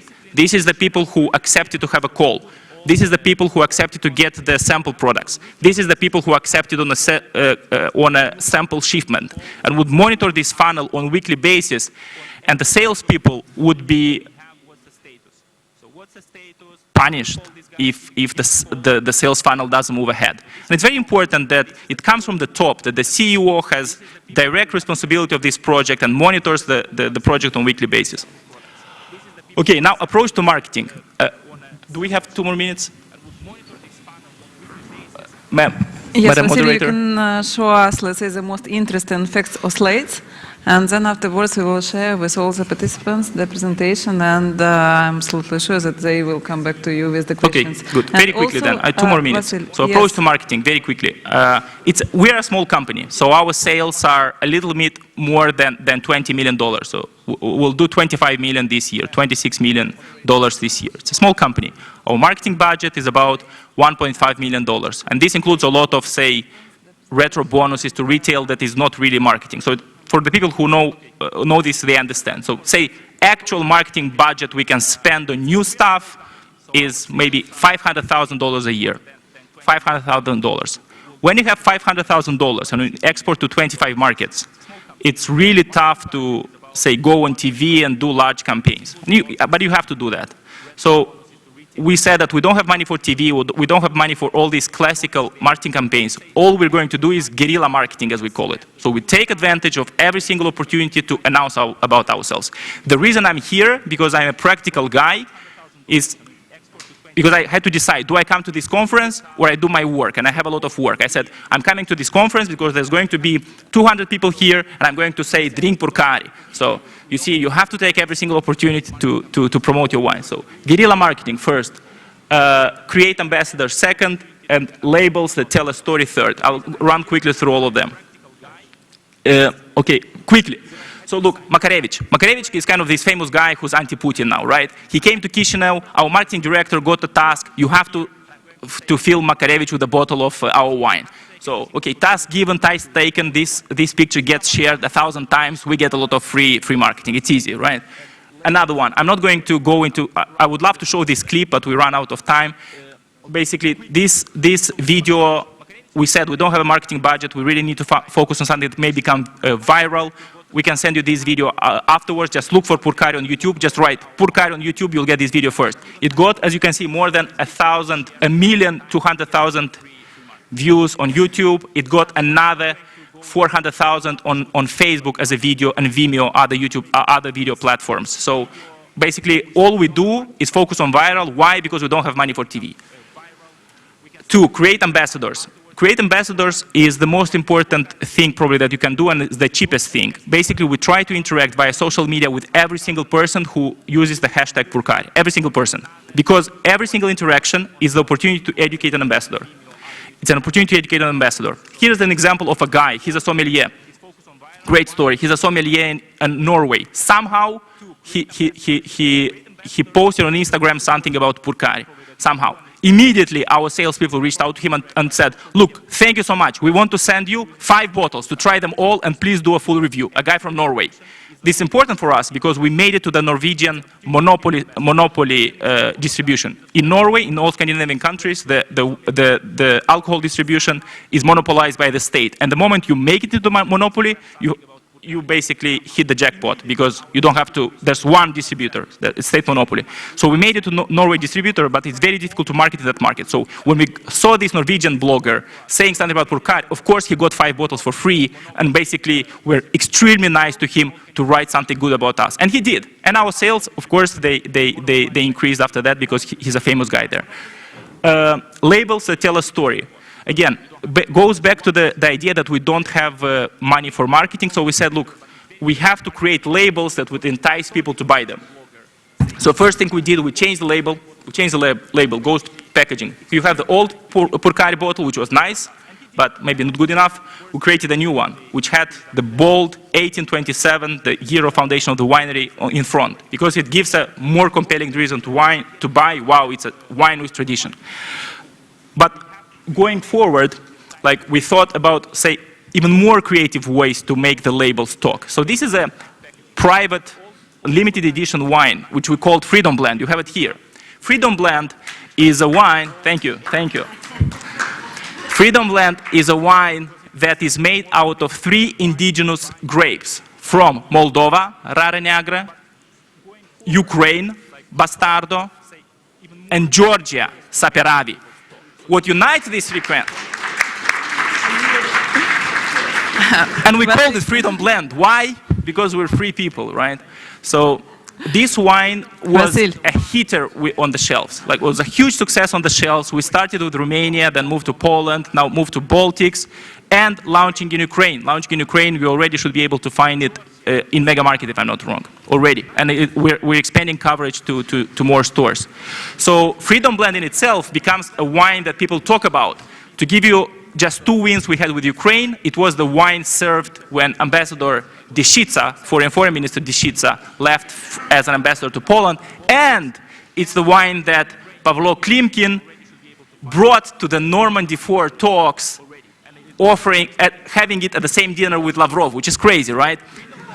People served Freedom Blend at the talk. So again, the takeaway here, it's a label that talks. Why do we do it? Not because we're kind of these funny guys who like funny labels. No, because we don't have money for marketing, we want labels that talk. the very nice ad we did, I think, which is the word free in 3 languages, in Romanian, Liber, Ukrainian, Vilni, and Georgian, which I never knew how to pronounce.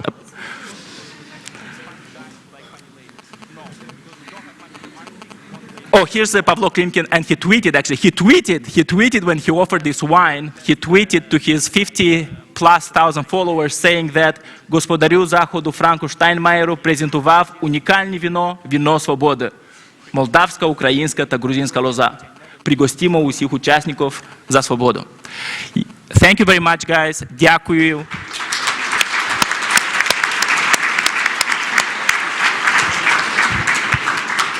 And I wish you all the best in promoting the Ukrainian products because they really, really deserve it. As I told you, we would like to show you the business and the business approach in acquiring the other markets. And you can see that we have really wonderful competitors, but you know, in case you have the competitors and in case you understand the passion they put in their business, it gives us more challenging, but it gives us more, let's say, competition, because not time for the rest. You see how active other countries are. And it's necessary for us to work hard, and as it was previously in the slides, so keep calm and sell to Europe, yes?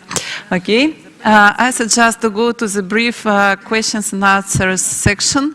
Давайте перейдем в небольшую секцию вопросов-ответов, по 2-3 вопроса. Let's start a quick question and answer session, 2 and 3 questions to the speakers, and then we shall have our coffee break. If there are no questions, we can make it faster.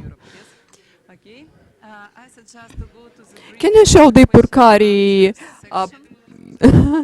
promotion film? I think we can show it during the break. Basically, do you have any practical questions to the business CEOs or to our country representatives? Please, 2 questions and we shall have a coffee break. An NGO. Do you have a perspective in your marketing, like one based on honey? Shall you be using honey as one of the components of your drinks? Thank you. I can see a suggestion in your question. I will be willing to have a meeting with you after the session. Do you have a perspective in your no microphone? No microphone? Shall you be using honey as one of the components of your drinks? Thank you. Пусть микрофон. In your question, I will be willing to have a meeting with you after the session. Thank you. It's a good question. We went out of the Russian market, and presently at the moment we have the possibility to reconquer certain segments for certain products, but basically getting back to wine. Georgia has unique potential in this respect, and more than 500 indigenous grapes are growing in Georgia, and we have specific microclimatic zones that are protected, like Kismariuli, Sapiravi, and other famous white wines. And after the market of Russia was closed for us, we initiated a special program, and back then when the agriculture was not the priority sector, back in those years 2005, 6 and 7, one was prioritized by the president and the government and everyone who had a finger in the pie, and they were trying to make the factories to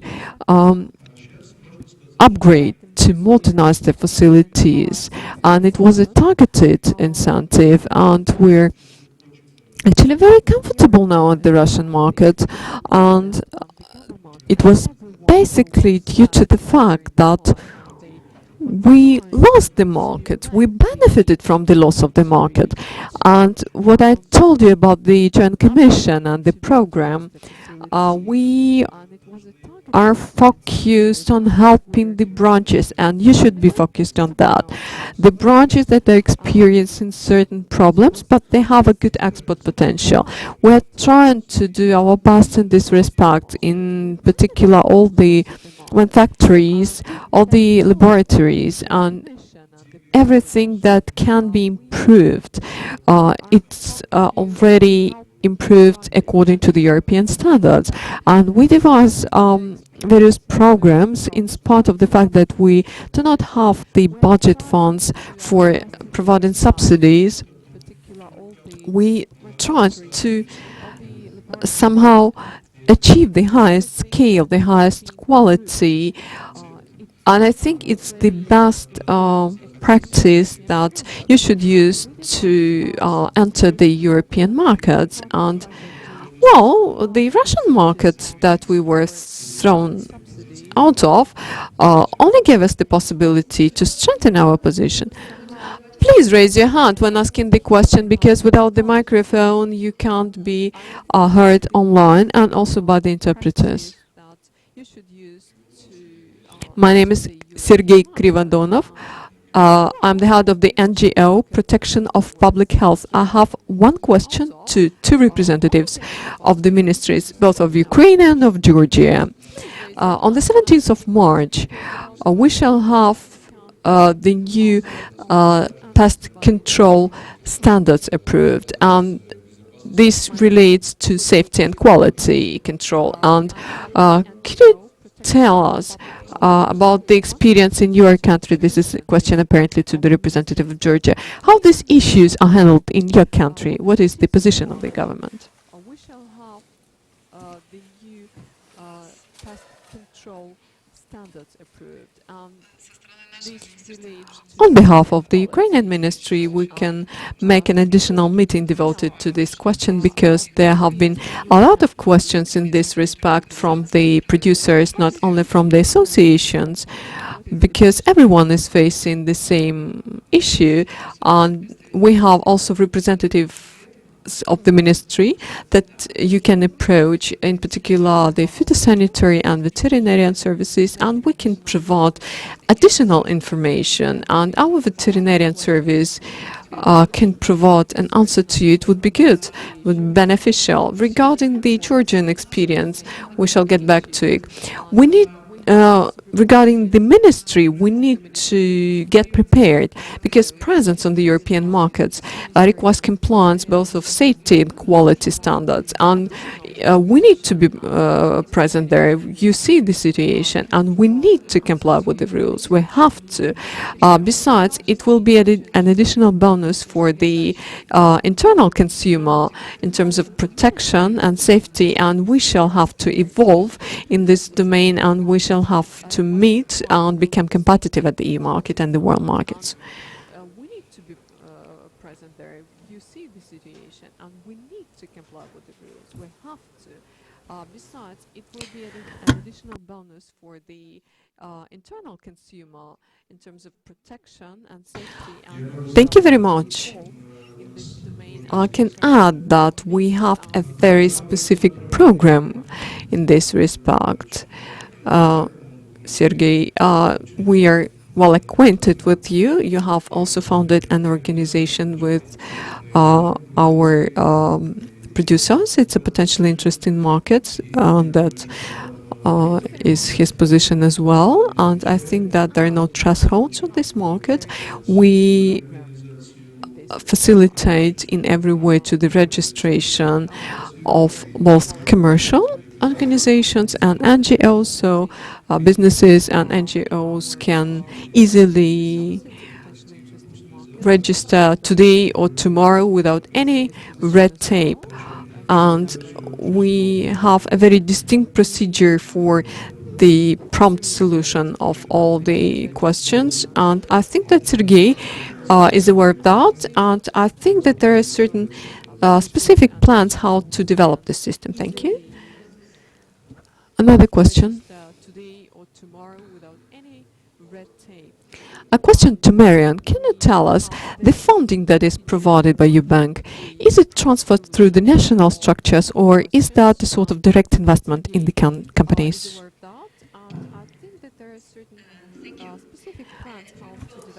So we have a number of operations that go through the commercial banks without the state being involved.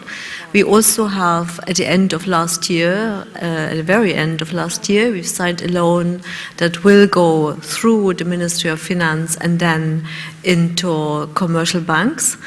That's called an Apex loan. So Apex being the top being the Ministry of Finance and then filtering down through commercial banks.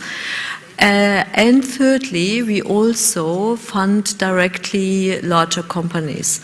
So at the end of last year, we signed a substantial loan with MHP and also a bit earlier with Astarta. So all these channels are being put in place.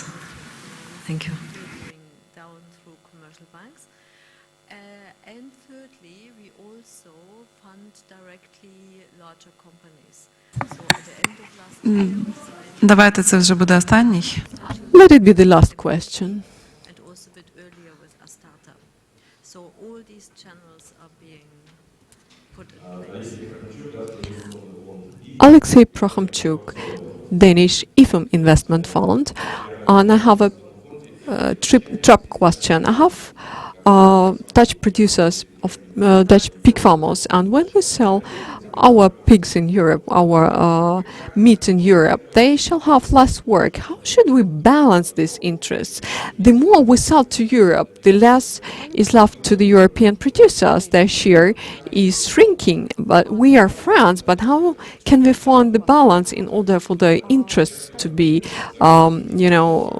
balanced in this way? I would like to see to get to know the vision of the ministry. How should we retain our France and at the same time export to the EU market? Thank you, Alexei. Your company is very active, and we're thankful to both the company and the fund supporting the development of the business in Ukraine. And your company is also a producer of dairy products. And basically, the question of every market is supply and demand. Between the countries, of course, it's regulated by the quotas and the structure of export and import that exists between the countries. Of course, additionally, there can be a series of respective norms and regulations and requirements to be respected by the producers. If these three factors are involved, if there is demand, and if there is respect to structure of export and import, and if the requirements and quotas are respected, this basically defines the balance of trade between the countries and the presence of the producers from different countries. And you also are aware that the predicted growth of population all over the world will contribute to changing the infrastructure of the countries and the logistic chains and the value-added chains. And basically, when all the countries, if all the countries are working hard, everyone shall have a tasty meal 3 times a day and also a healthy one. And I think that our task is to grow healthy products and produce, in particular, high-quality dairy products and also protect our consumer. Thank you.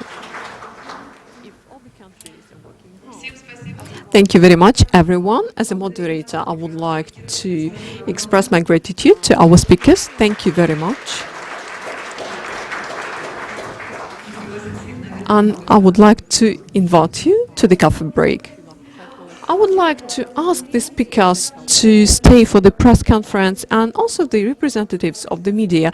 Please stay, and all the other guests are invited for the coffee break nearby.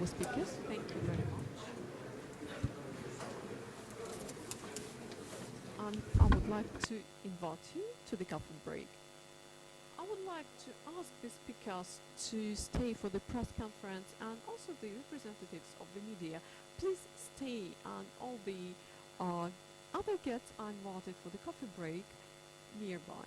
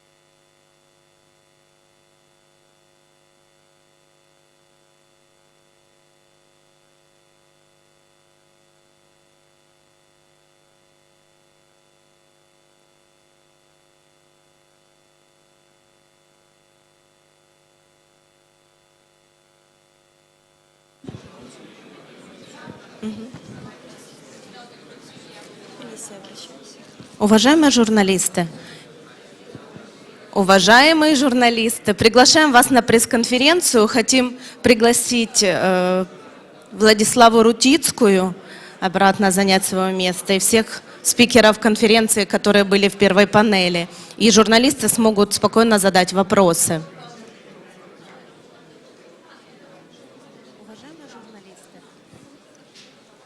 Уважаемые журналисты, приглашаем вас на пресс-конференцию. Хотим пригласить Владиславу Рутицкую. Владислава, можно вас обратно? Спикера конференции, которые были в первой панели. И да, Владислава, потом... Сейчас будут вопросы задать. Гоча, а где Гоча? Гоча? Василий Шуба, можно вас пригласить еще раз?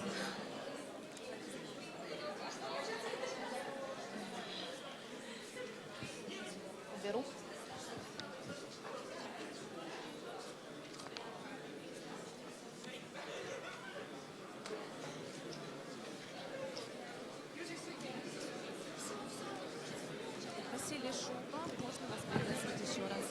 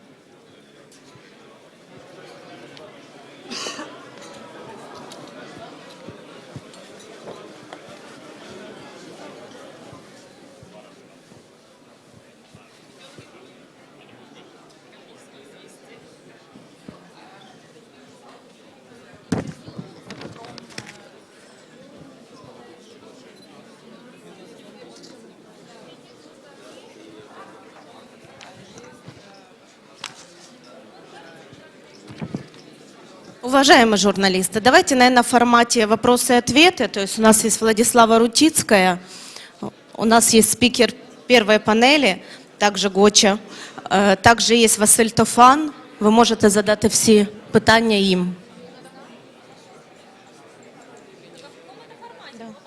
Да, в формате вот вопросы, потому что всем надо убегать. Вадим, пожалуйста, подойдите в кабину переводчиков. Вадим, подойдите, пожалуйста, в кабину переводчиков. Спасибо.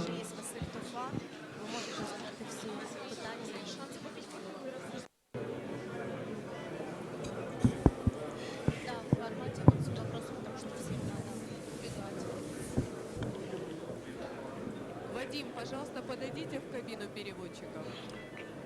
Вадим, подойдите, пожалуйста, в кабину переводчиков. Спасибо.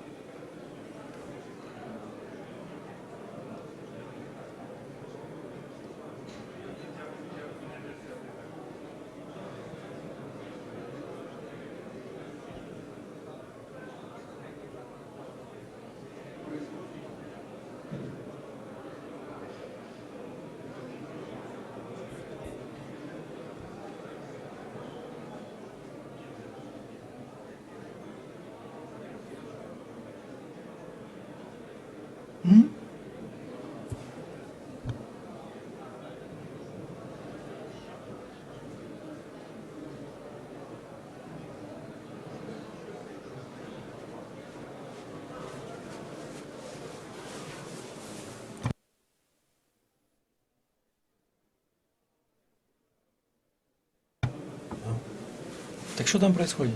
Ничего, сейчас мы начнем.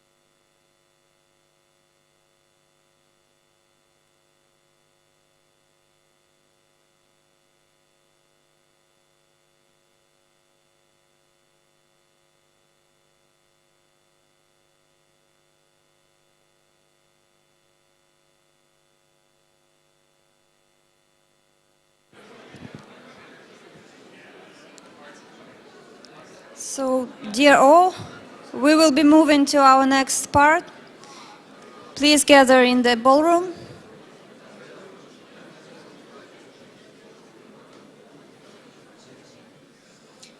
So we are starting our second panel discussion that will be talking about financing of Ukrainian exporters by IFI and commercial banks. And I invite to take the seats for our speakers, Mr. Adam Mitzik, partner from Dantons. He will be our moderator for this discussion. Lesia Kuzmenko from European Bank for Reconstruction and Development. Olena Voloshina from IFC. Dominique Menu from BNP Paribas, Jean-Jacques Hervé from Crédit Agricole, Alexei Parkhomchuk from Danish International Investment Funds, and Ekaterina Besudna from CNHI Capital. Please start.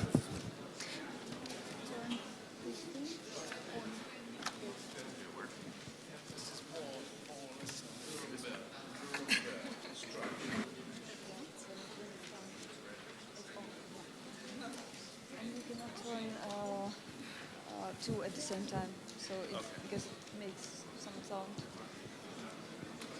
Just a second. Я также хотела сказать, это будет дискуссия в основном на английском языке, поэтому если кому-то нужен перевод. It's going to be in English. If you wish to use interpretation, please pick up your interpretation devices.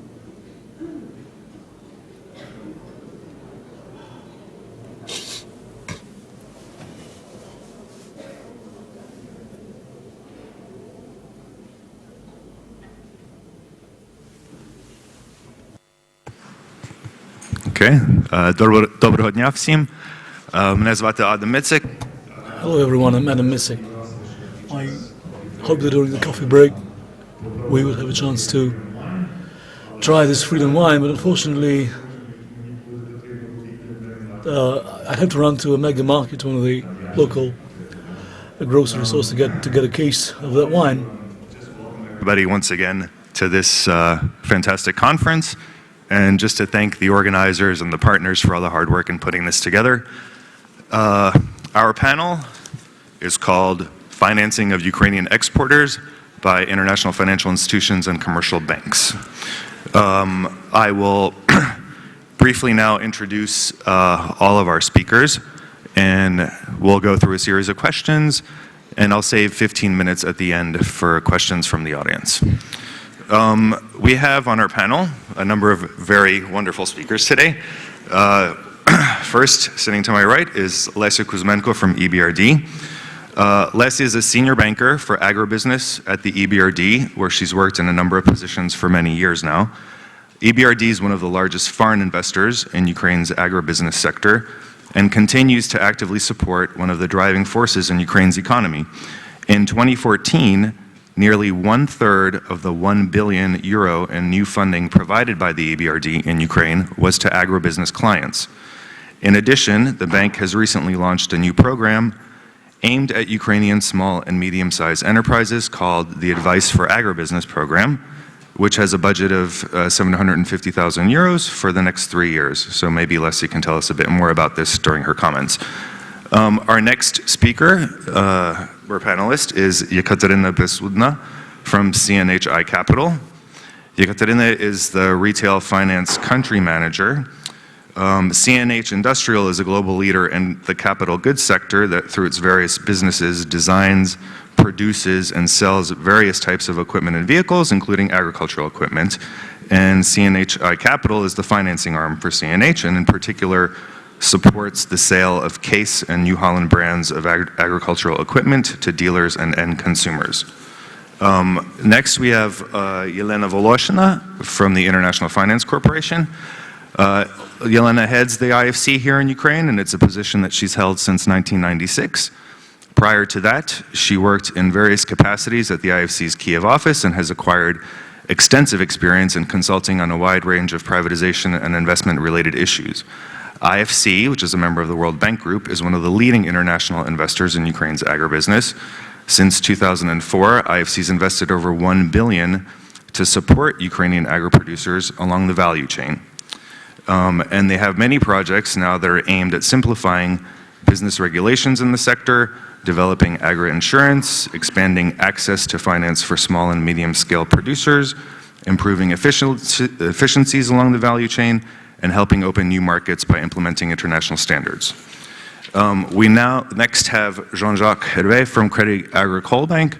Jean-Jacques is a board member and counselor for agribusiness with Crédit Agricole, an economist and an agronomist by training. He has over 40 years of experience in the sector, during which time he served in various capacities, including with the French Ministry of Agriculture and as an advisor to the government of Ukraine. He is also a member of the French, the Ukrainian, and the Russian Academies of Agriculture.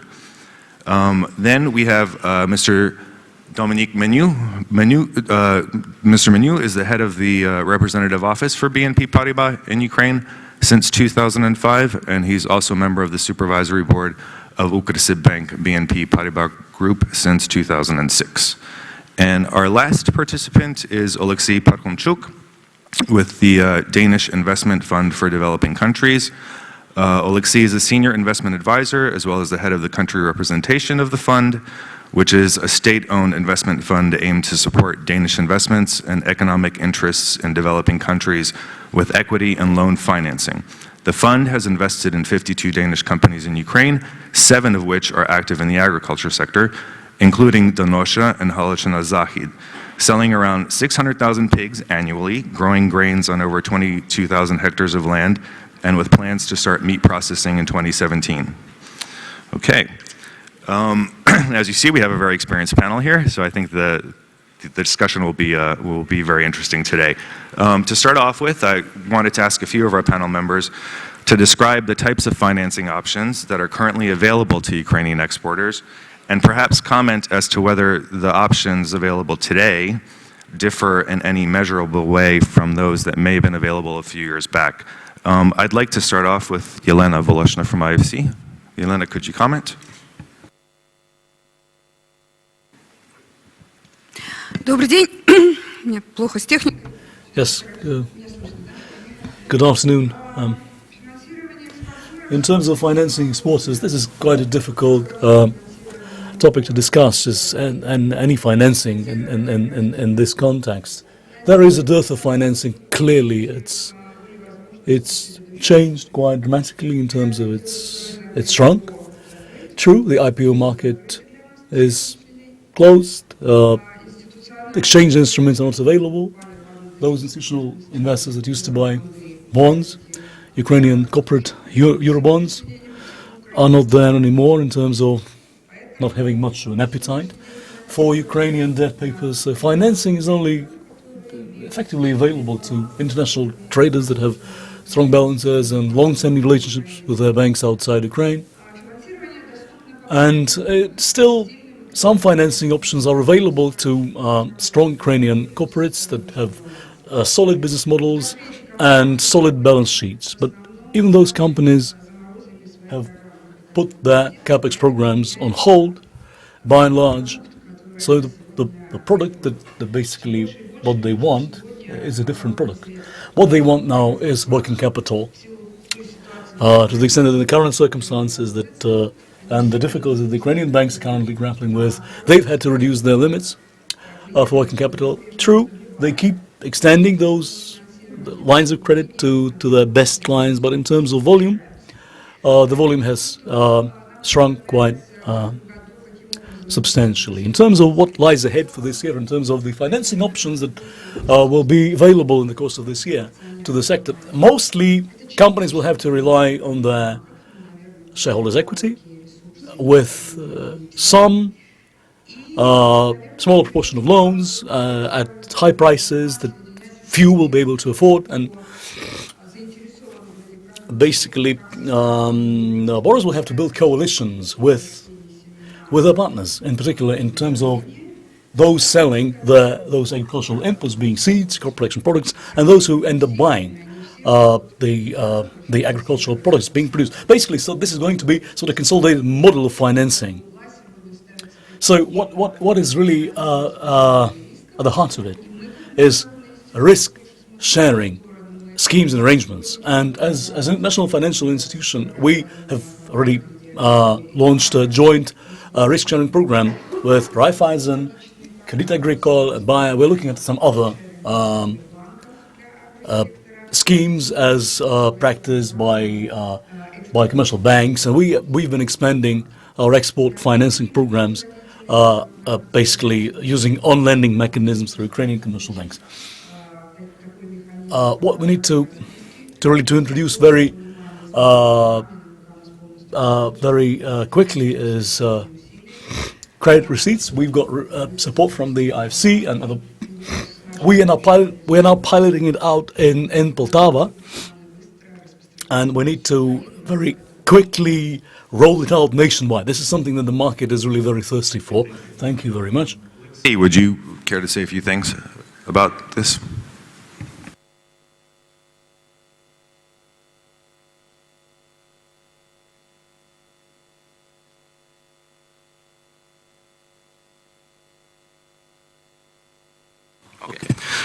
Thank you very much.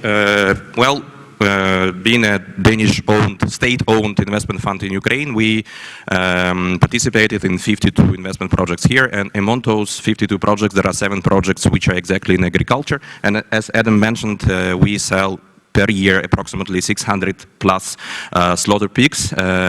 We process 24,000 of hectares, but only for our needs for grain production. And we also have cows, milking cows, which is a relatively new project in Ukraine for us. But we do concentrate it on agriculture, and so far we sell everything in Ukraine. We don't export at this stage.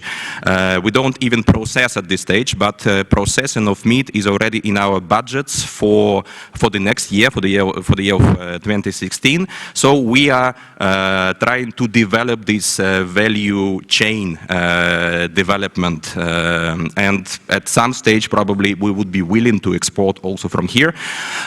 Being a representative of a European Union-based investment fund, I'm not completely confident how it should look like in terms of exporting of meat and milk products to the European Union. You know that European-based producers, they are quite efficient, they produce quite a lot, and because of the sanctions from the Russian side in the previous year, they are suffering a lot. Prices went down dramatically for meat and milk products, and this is a huge political problem as well as economic problem for the European Union. So every sale from Ukraine is making an additional pain to some extent. The question mark is how to balance these things and how to manage them in the right way. So of course we have extremely bright opportunities for exporting Ukrainian products. At the same time, we need to be very much realistic and very much professional in approaching the right markets with the right products.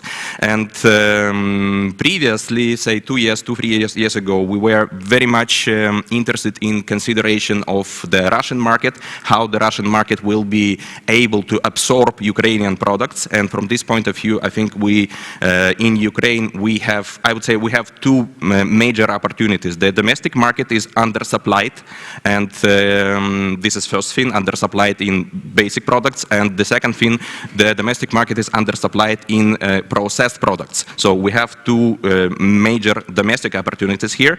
And we also have beautiful, interesting exporting opportunities, but maybe not so much to the west, but also to the east. Sooner or later, Russia will behave because they need to feed themselves in any way. They need to feed their population. So whatever their political leader is thinking about himself and about his role in the global and universe infrastructure, the population needs meat, needs milk products. So sooner or later, those markets will be open for us once again. And the question mark, will we be prepared to supply to those markets with the right quality products. And I think Russian market will never be reliable, will never be very much sustainable and stable, but from time to time they will be buying huge amounts, huge volumes of products.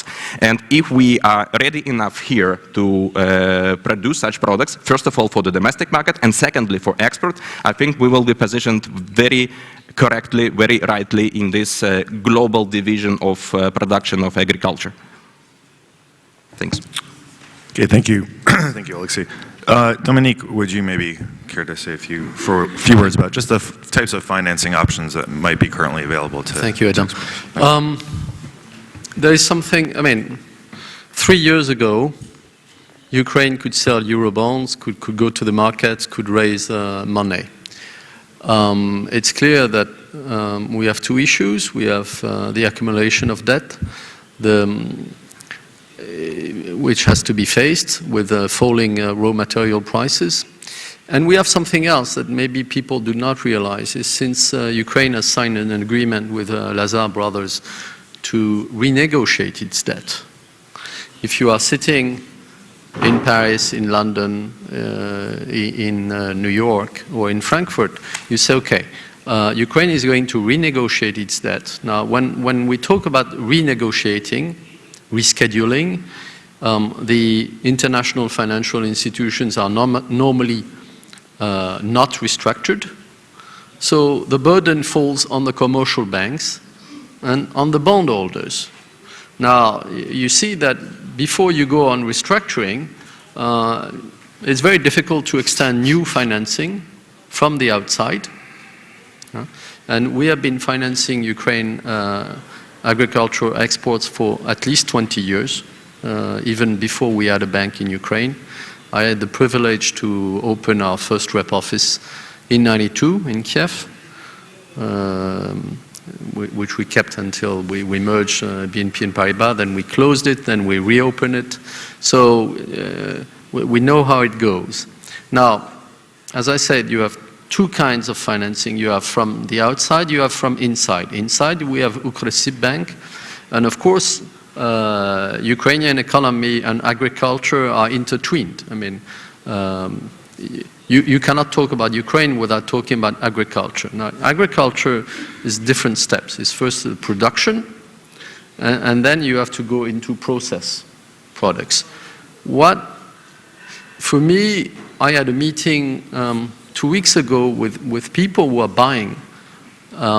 They are traders, and they say, look, we have more and more problem, because when we want to buy, the farmers ask us to pay cash. I said, could you help us?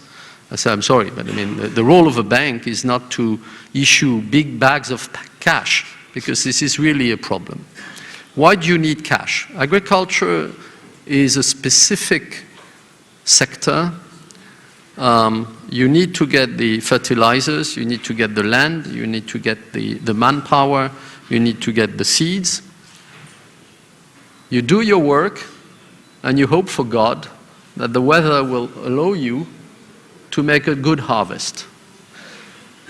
If the harvest is too good everywhere in the world, the prices are falling, so it's not good. So you need a good harvest when others may not have such good harvest.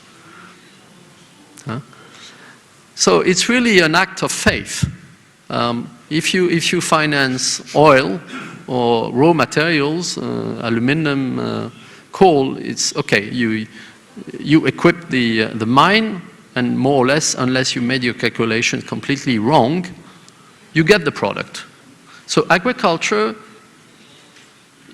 you need manpower, and you need the equipment, you need the fertilizers, you need the working capital. And this is what is really difficult to get together. So I think as we are closing this project of multilateral aid of 40 billion, which will come mostly from our governments and from IMF, EBRD, IFC, etc. I think maybe the idea would be to have part of this big sum in a specific fund to help providing working capital for the farmers and the producers. In which way, it's not to me to answer, but I think this is this is very needed, because if the farmers do not get the oil, the benzene, if they do not get the seeds, if they do not get the fertilizers, there will be no harvest. And this is critical. We are in February. So this needs to be addressed. And unfortunately, from the commercial bank, we're not equipped for this type at this very moment. If we look at the banking sector in Ukraine, you know the banking sector is shrinking. Part of it is linked to the devaluation of the hryvnia. But look, if nobody sells dollar, I mean, don't be surprised that the hryvnia is falling. I mean, so you need this type of re-establishing confidence and trust. We are all here because we believe in Ukraine. Otherwise, we would not be sitting today here. So we need to find the mechanism. And I suspect I'll stop here because I know that otherwise Jean-Jacques, who is usually speaking more than me, the only reason I'm here is because he was speaking. So I said, look, I can't let him speak. We are here to answer these questions and to try to find out mechanisms for this. That's it. Okay, thank you, Dominique. You raised a sort of interesting point, and this just kind of leads me to my next question, which basically is that agriculture in general has its own sort of peculiarities in terms of financing. There's sort of the seasonality of the process. There's in terms of taking collateral, the nature of the collateral, the fungibility of the collateral. And you add to that Ukraine, which itself is sort of a difficult market. And then on top of that, the current hostilities, which I think make the situation even a little bit more difficult. I would imagine that from a bank's perspective, you might tend to shy away from a country when there's no certainty whether borders might be open for export or import. Yeah. So in that context, what are some of the general types of peculiarities in Ukraine of financing the agricultural sector? And in particular, what are the sort of current difficulties that you see that may kind of impede financing transactions? And maybe, Jean-Jacques, since Dominique brought you up, why don't you start off with that? Thank you. I'll try to say to Dominique that he's wrong, and I'm not speaking as much as he spoke, as usually. Но для меня, вы знаете, первое слово может быть это... So the first word is trust. Trust and confidence. And for one single bank, it is even more important. How do we continue having faith in our corporate borrowers, for instance? Our potential clients. Statistically, basically, there are two types of basically agricultural producers and input providers. So, and they basically, companies come in all shapes and sizes, and it's 20,000 hectares, more. It depends. So basically, to create a new agricultural policy. So what we're lacking is reliable statistics. So we can trust somebody when we understand their business model as a client, when we understand how they run the business. As Dominique said, there is this issue of not only confidence, but it is also a question of faith. But Ukraine may have two main modes of land use, cultivation, extensive and intensive. So basically, if you don't have a combine harvest or something, then you basically get the yield that they can get. But now that companies are experiencing such a dearth of working capital, we need to find a balance. The right balance in terms of corporate structures, and this is our objective, and this should be something that all banks should focus on as part of their risk assessment at the end of the day. And as we go about assessing that risk, we appreciate all the work that our international financial partners have done to promote insurance within the farming industry, but they have yet to become popular. Why? Because very few farmers have started using insurance. They're better off building a good dryer rather than buying an insurance policy, because a good dryer is your insurance policy. This means that you will be able to preserve your crop and sell it.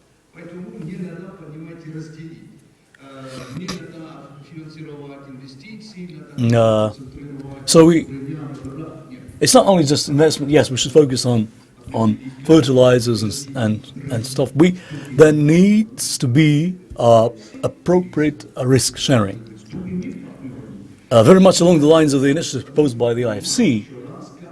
But we need to find a way of bringing things back into balance in terms of helping businesses embark on solid, sustainable business models.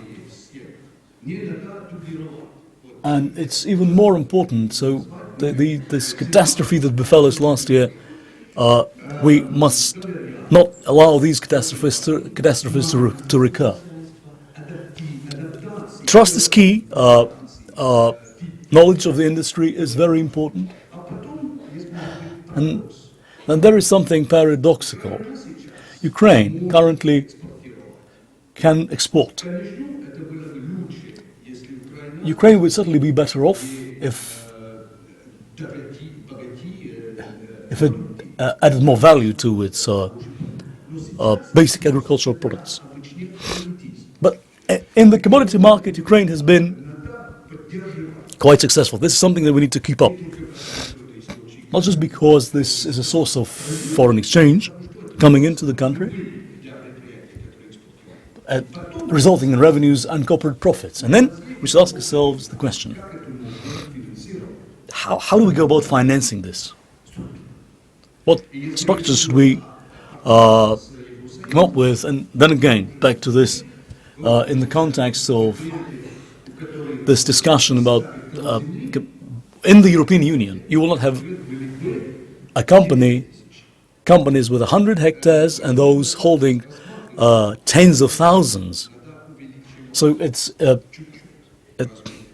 basically there needs to be some chunking up in terms of the average size of land portfolios. But there's also headroom for trade-offs, because then again it's food security versus employment and everything. So, and then again, there are so many Ukrainians still living in rural areas and experiencing quite strong unemployment pressures.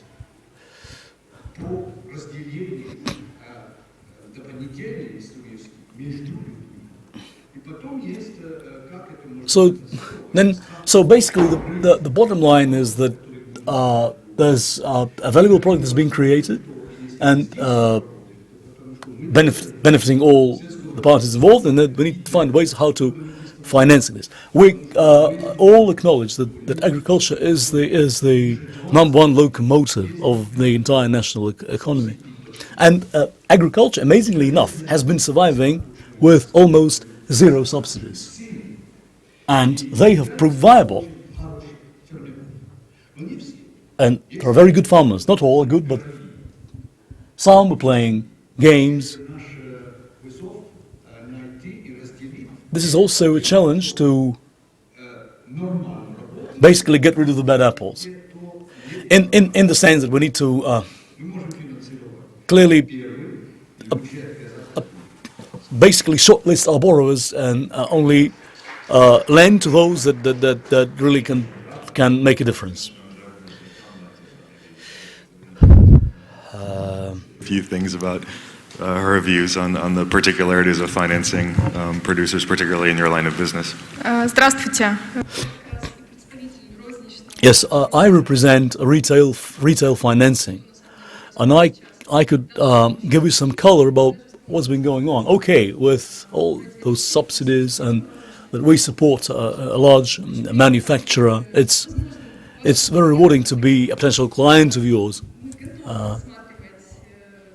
We stand ready to consider and implement a new project. It's you know what? There are so many challenges. Find a client, sell equipment in parallel to this client, fix an exchange rate because it's been so fickle because it can change by the next morning, and then in parallel look for financing options for this client. We've been into it for 14 years, and we have done $14 million worth of financing, as we call subsidies, and we've been consistently and strongly committed to the Ukrainian market. So we've done joint work with OTP Leasing, and we're responsible for increasing for 11% of their new portfolio, and our equipment is world-class, is good to help farmers increase their yields, resulting in corporate profits at the end of the day. Our main message to the market this year is that let's keep up our business as usual in terms of continuing our financing modalities. We have financings available for up to 5 years. True. Now, borrowers mostly want short money, working capital money, and we become increasingly involved in training programs. I believe that there's very little awareness of the types of financing that we provide. Okay, now leasing may be a buzzword, but few people understand what it stands for. So we will be very active on this front in terms of delivering workshops and seminars to update the market on the benefits of the types of instruments that we have to offer, just as an education exercise for the benefit of our farmers. And we keep rebating interest rates and providing other types of financing facilities. Yes, we are backed by OTP Leasing. This is our master partner, but it's not that we wouldn't say no to other leasing partners, other banks. Our job is to find a suitable financing solution for anyone wishing to buy our machines. Also, apart from our training programs, we hold weekly discussions with the EBRD and IFC, just putting heads together to design new programs for the next 2 years. We look forward to doing more work together, and we need to also help people recover trust in state-owned banks. So also bank with state-owned banks. So if you have any further questions regarding our financing rates, I'll be happy to answer them. In companies in the sector, you could perhaps share a little bit of your views on some of the difficulties your companies face in getting financing. Well, basically, we face all the generic difficulties. I mean that all these things we are coming across, they are quite usual. Some tensions with the tax administration, some tensions with the land departments in the districts because of the registration of the land plots, of the lease rights.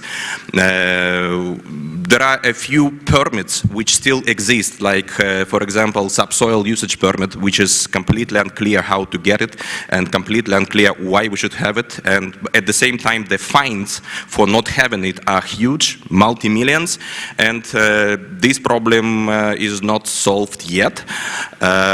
We are suffering very much because of the devaluation of the national currency.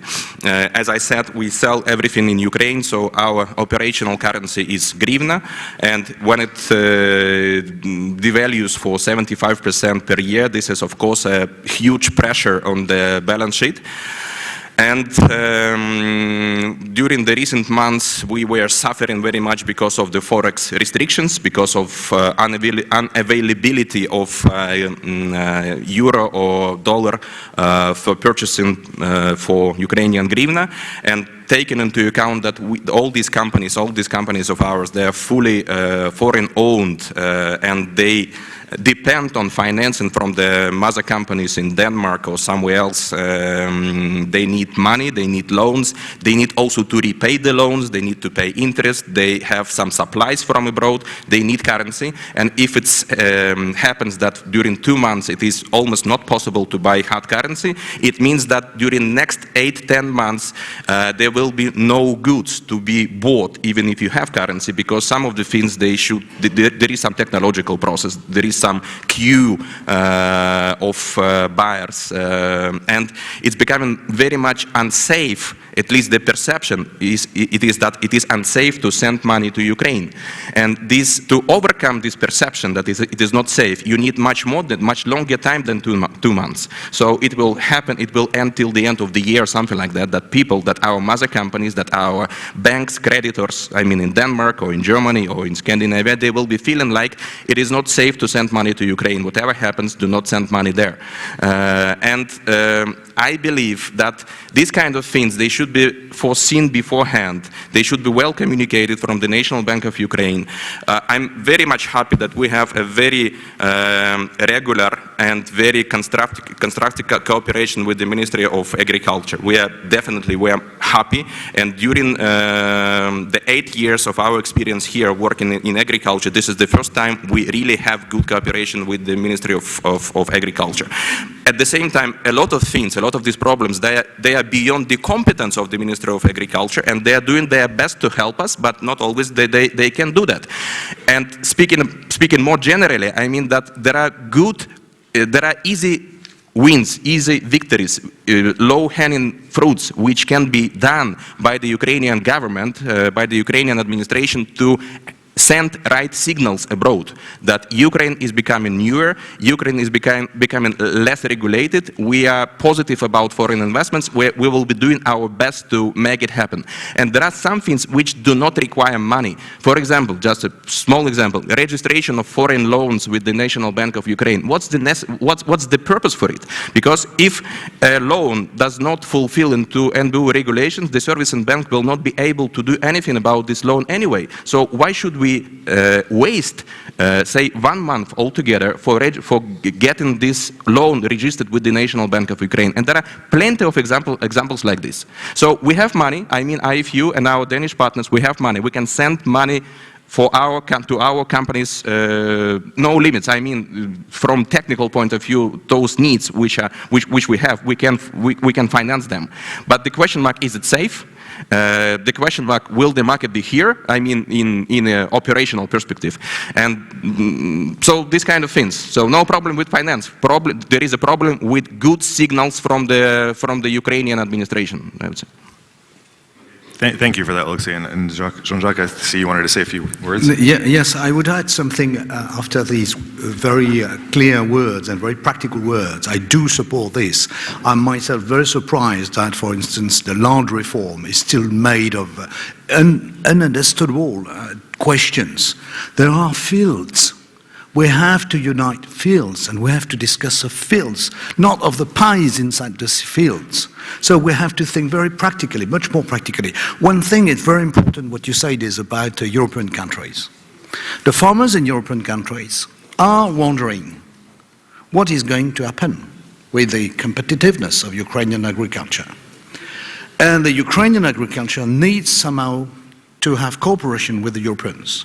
So I do hope that, thanks to the good orientations of the Minister of Agriculture himself, to the ministry, but also to other ministries, as you said, and probably from the Ukrainian and European farmers' associations, we should probably bring these guys to discuss together, to find how they may manage a cooperation within the 10 next years on the development of markets.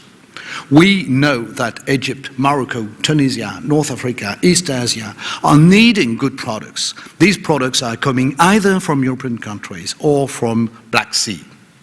And we have to discuss that. And we have to discuss that because this is in the very center of the project of investments. The big traders, either Ukrainian, European, or from other countries, they are ready to invest if they understand how they will save their own possibility to grow. Our farmers are asking me regularly in France, what is to happen? And I was very happy to support the fourth round, or the second round, I don't remember, of the Ukrainian Grain Congress in Paris, in Euronext, to discuss with the French associations, with the French exchange, with the French companies, what they could do together. I hope there will be a future of these discussions and that they will go on, and there will be discussions also including the big names, the Cargill, the Dreyfus, the Soufflet and others, because they are interested in sourcing some of their commercial possibilities from the Black Sea. And they, Ukrainians, are interested in getting more investment. So this is, for me, a key point, a key point. Okay, thank you. Thank you, Jean-Jacques. Now, generally, lenders have, I think, a very common approach in how they evaluate transactions and how they evaluate clients. But IFIs perhaps have a slightly different approach at times, and maybe even a preferred position as a creditor when it comes down to it. I was wondering whether, Leslie, you could perhaps give us an overview just of the types of clients that you typically look at as EBRD, what kind of criteria you look at it in terms of whether or not to finance, what the terms might be, and what kind of risks you see and generally try to mitigate in a transaction. Спасибо большое за предоставление. Thank you very much for the opportunity of addressing this conference. It is a very timely event, to the extent that we should be now very focused on promoting exports. I would like to begin my presentation by advertising my agribusiness department. My chairman spoke during the first session, but he didn't drill down into these peculiarities of agribusiness department. So we are a team of 60 bankers from 27 different countries, the majority of whom sit in our London office. Then we've got 35 field representatives. Ukraine is one of the largest countries in agriculture on the list of EBRD operations. Let me share some numbers. Throughout our department's history, we have financed 522 projects worth 8.6 billion euros, of which 1.9 billion euros has been invested in Ukraine, or 22% of the total.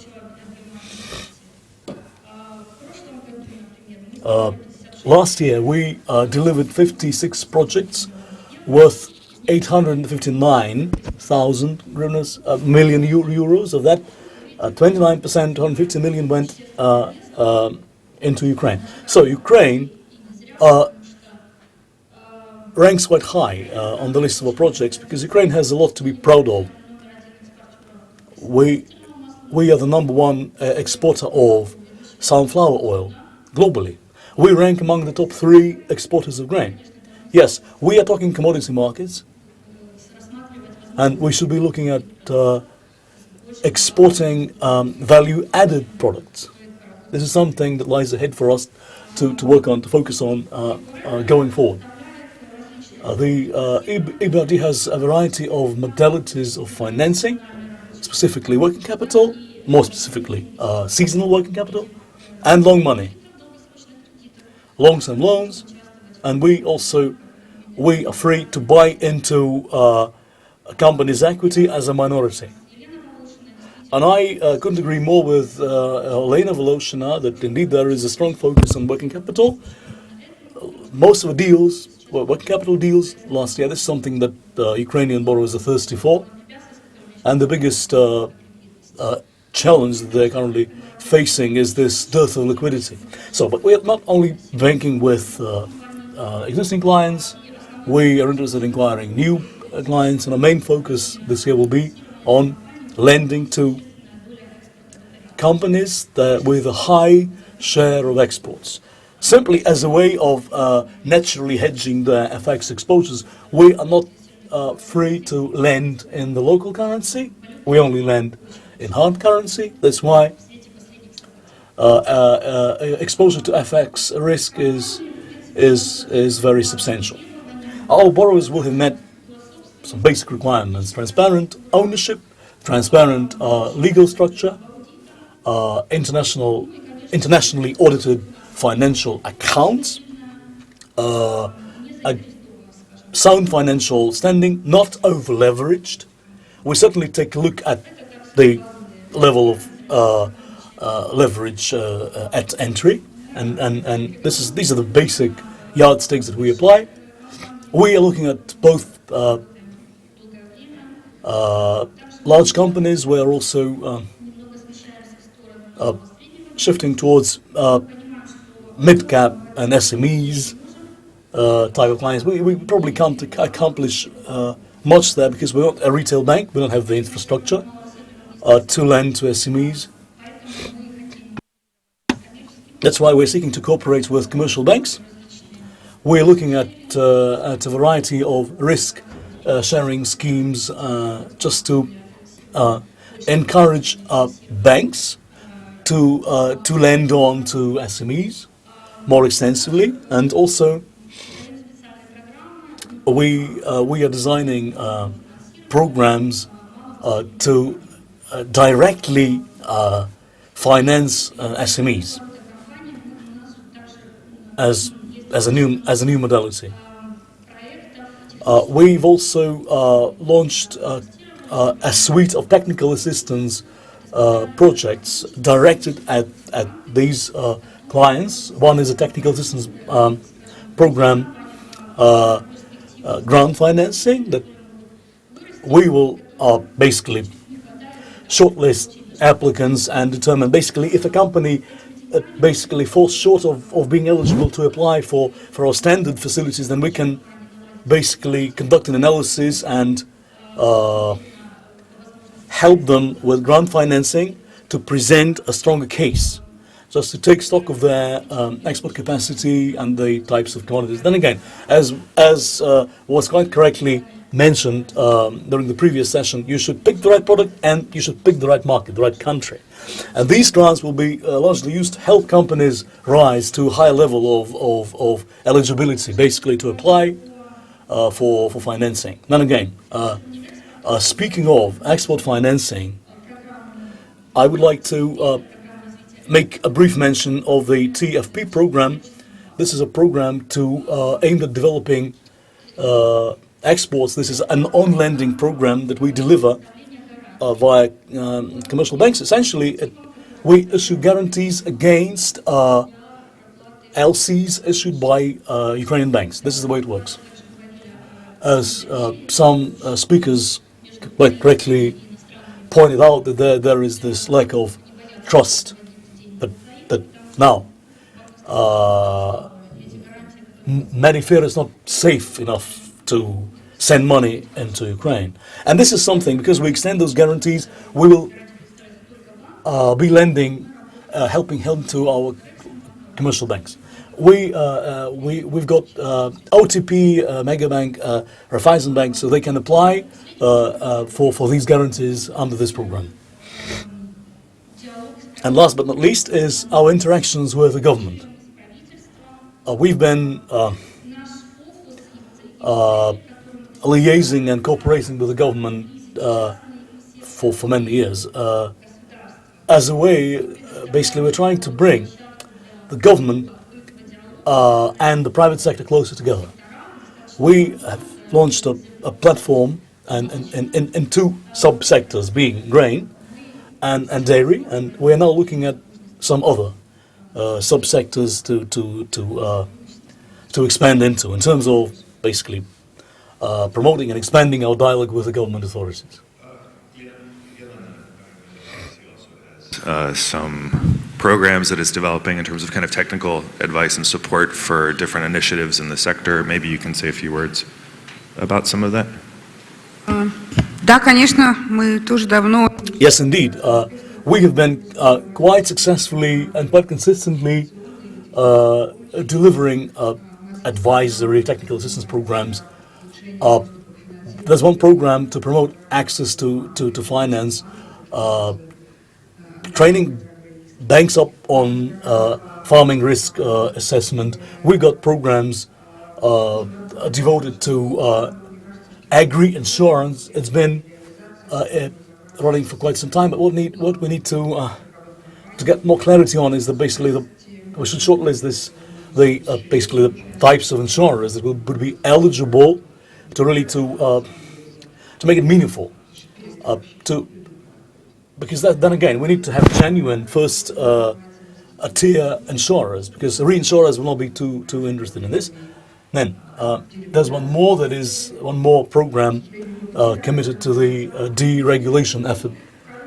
We lost one good comrade in the good sense of the word. This now a good colleague of ours is now with the Ministry of Agriculture, but we hope that he will keep advocating the same ideas with his ministerial hat on. There is also a food safety program that is specifically concerned with the implementation of sound food safety standards for the benefit of those willing to bid for export contracts in Europe, and then also we've got some other advisory services to help companies improve their efficiency, to practice cost cutting where possible. And then in terms of our overall approach, we're on the same page with the other members of the panel. There is one thing that I'd like to add,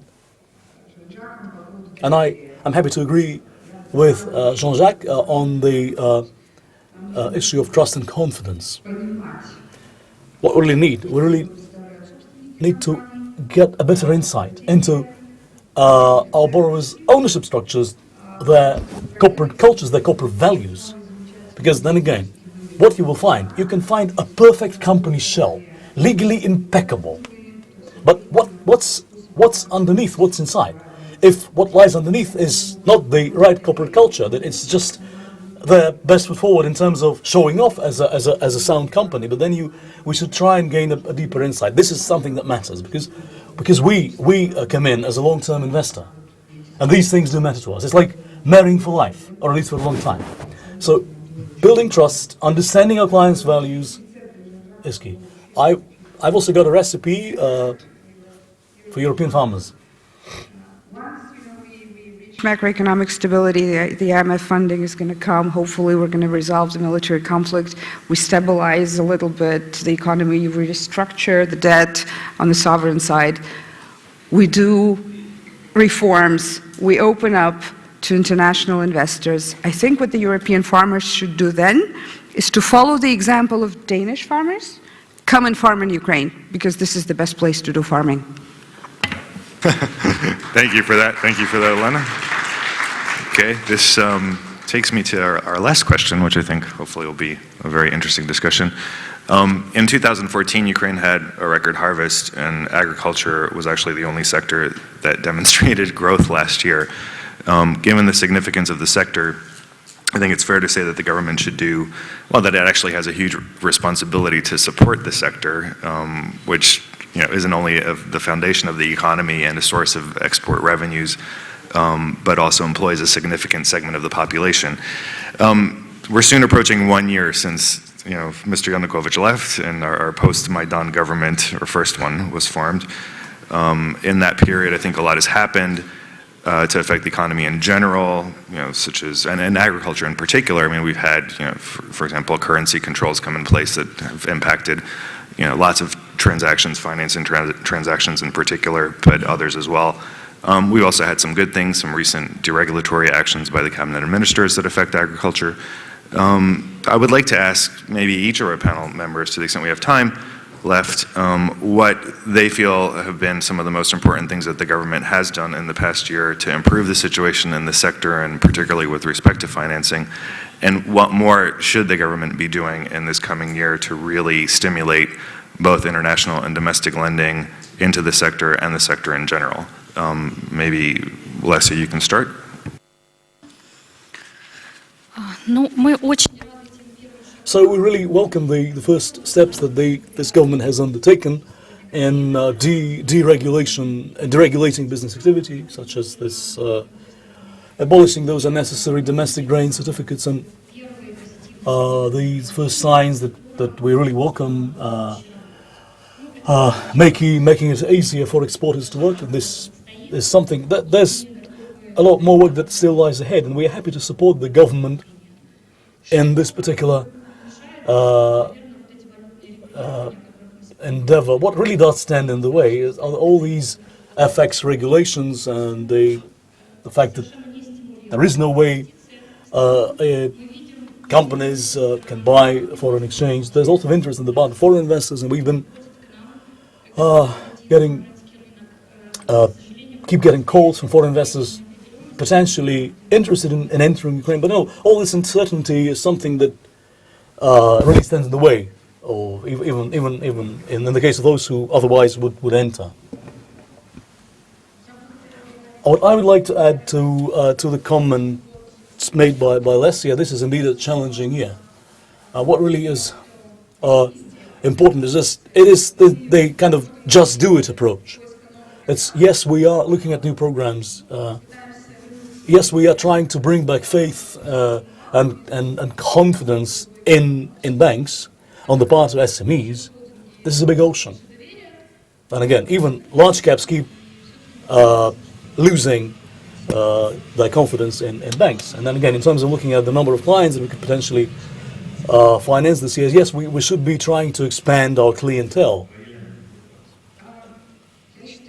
I believe that the most important thing is that the most important accomplishment is what was announced this morning, this new financing package from the IMF. It had been quite a bumpy road in terms of negotiating this, and we look forward to seeing this and basically what is this impending debt reprofiling exercise that's currently on Ukraine's agenda. So yes, we've seen some headway made in the area of deregulation, in tax administration. At least some quite sound initiatives have been announced, which we really welcome. We look forward to seeing those FX restrictions relaxed, and a full-blown energy sector reform that we so much look forward to. We've heard and seen quite positive signs that the government is committed to putting fair rules of the game in place. We need to push a little harder to start seeing some tangible effects from this. It's time to move from talking the talk to walking the walk. It's just to start getting this positive feedback from businesses that they are feeling that things are improving.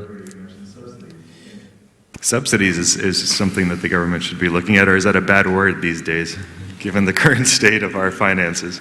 It's very difficult because I'm not a bankier by origin, and I just want to be sure. I would like that the peace come back to Ukraine, and that indeed finances found it out to create better conditions, because then all things will go by themselves. I would just say some things. I think that in agriculture we have to unite the most practical things, the tiny things that we have to manage. The small grain, which is just beginning to grow, and on which everything is depending. And the dreams. We have to make a dream. And in Ukraine we have to make a dream on agriculture. The 19th century was the century of chemicals. The 20th century was the century of mechanicals. The 21st century is the century of biotechnologies and of sustainable agriculture. We are living on a small planet. There are millions of people, billions of people asking for food on a sustainable basis. We know that we will have to face big shortages of fertilizers, of products. So we have to include all that in what is a big, big future for Ukrainian agriculture. The both aspects, very minimal things with financing every day, with accountancy rules which have to be changed in Ukraine, and a dream to make something for the future. And I think a good agrarian policy is just between these two goals. Okay. Dominique, your thoughts? Я только что считал, чтобы I've just been reading the announcement made by Christine Lagarde that the IMF has approved $17.5 billion for Ukraine as the size of financing package. So what can be done? It's just that we're not just starting. We are at the starting point. Corruption is the number one challenge.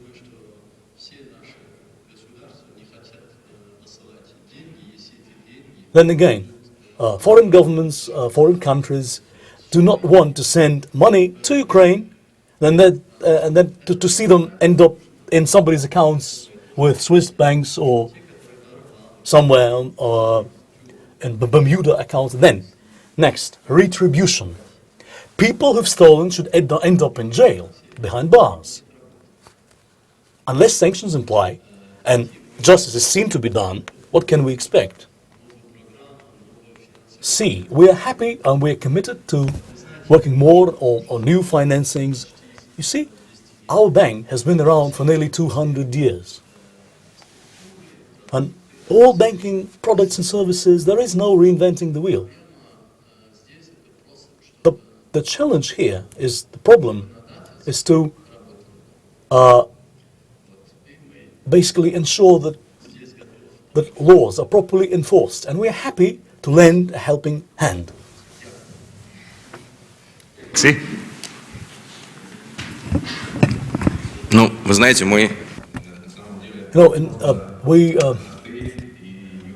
We're very simple and not very wealthy farmers. We milk the cows, we grow the hogs, we till the land. There's nothing really, we haven't seen anything tangible in terms of changes. It's just one big change. In terms of communicating our concerns to the ministry, to the various commissions and local governments, it's become so much easier to get people to listen to us at all levels, to get people to put their heads together and work out solutions. There's a little in the way of change that we've seen, apart from having to admit that things have been worsening politically, militarily. So, okay, we can buy 3 new case tractors, and who knows, tomorrow, the military will come and claim them for military purposes. How will we explain this to a foreign investor? Okay, then Denmark has very recently discontinued national service, basically. It's all crown princes. But then again, if they have invested in a tractor and tomorrow you have to say, sorry, it's now used as an armored vehicle somewhere in the east, yes, but we are not trying to pump money out of Ukraine, to take money out of Ukraine. We are committed to expanding our operations, but all these very deep concerns are very genuine. And it is very rewarding to acknowledge that on the part of the IMF, on the part of other international lenders, help has been promised. But then again, you can't really subsist on help. It doesn't help if you need an economy. Okay, the army is good. We are pumping money into the army, but the army is not productive. Yes, it is defending the country. It is defending our borders. We need to find the right balance, the right trade-off between military needs and the needs of the economy. And last but not least, in Denmark, just as in many other countries, there is an ECA. And they have discontinued their financing programs in terms of issuing guarantees on the Ukrainian transactions. It's been a little over a year. So these, basically, they haven't launched any new programs. They're coming from Moscow, surprisingly enough. So the regional head of the Danish ECA sits in Moscow. It's not going to be a fact-finding mission, not an official visit. And they will be asking questions. So, Abbas, are you still investing? Yes, we will say yes. What are the KPIs? What are the measures that you use to make judgments about what's coming? I'm calling on everyone to help with what are the yardsticks that would show us that things are getting better or worse. It's so difficult in this chaotic environment to come up with such indicators, and I look forward to. Basically, it's going to be a hard sell when they come. If I were to ask them to consider expanding their business in Ukraine, their SK business. About trying to find the statistic, I don't even know if it exists, in terms of what the actual amount of financing that is necessary for the agricultural sector in any given year in Ukraine, and particularly in this coming year. I don't know what that amount is. I don't know if it's even a statistic that someone estimates, but certainly some of it will be coming from IFC, EBRD, and others who have committed. Where's the rest going to come from? Are we just looking at shareholders, as you said before, Yelena? I guess, Leslie, I was just kind of wondering if you could maybe say how much does the EBRD have committed to the sector, or is there an amount committed? And maybe, Yelena, too, you could say for IFC. Я могу только сказать, что All I can say that it's hard to put a price tag on this in terms of, well, basically much will depend on how the economy performs going forward. We'll be happy to keep up our financing volume basically at the level of last year, but it will depend on how things develop. Just to subscribe to what Leslie just said, we invested $500 million last year, of which half went into agriculture. The share of agriculture in our portfolio is 36%, and we intend to keep it that way. So we can essentially we will be in a position to provide up to $500 million worth of financing, but much will depend on the situation. And but then again, as distinct from the IMF, it's all driven by bankable projects. We don't commit to a certain sort of headline amount that we then stick to. Culture priority for the bank, because this is the history of Credit Agricole. Indeed, as my neighbor, we are under the pressure of our own shareholders, who understood that we have done pretty well job. We are profitable, even after provision, which is not so bad. But they fear for the future, so they want us to be more moderate. But we're ready to start, because we are focusing on training the people inside the bank so that they have a good understanding of the business. They may assess the risk. They may assess the opportunities. They may have a good understanding of the project, of the farmer, his commitment to the business. And so we hope that the basic macroeconomic determining factors will be decided. And I learned as a very good news the decision by the IMF found this is very important, and if in Minsk our guys may find an agreement to stop the war, that will be very positive to create confidence. Then we have to work, as said Dominique, and we have to prepare ourselves, but we are prepared to go on. Because we are confident in Ukrainian agriculture, we are confident in our partnerships, either with the BRD, with IFC, or with other banks that we are dealing with, and we think that this is a good structure for the future. Dominique, do you have anything to add? Ну, я просто...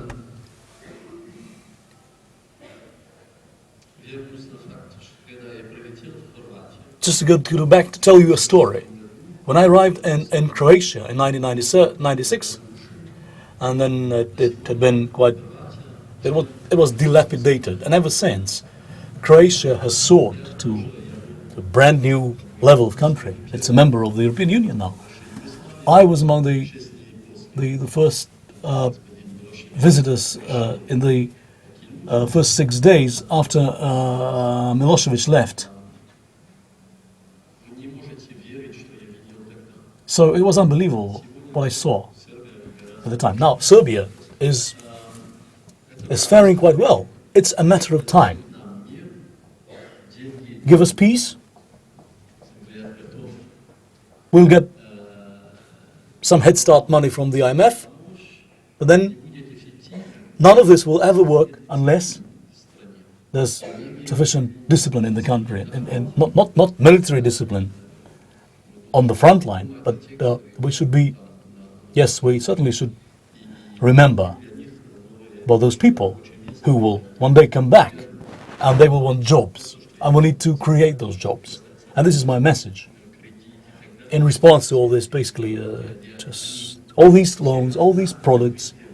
It's the pretty much plain vanilla in the sense that they do not reinvent the wheel, but this is all done for a purpose. But all banks stand united in this. Thank you. This brings our session to a close, unless we have any questions from the floor.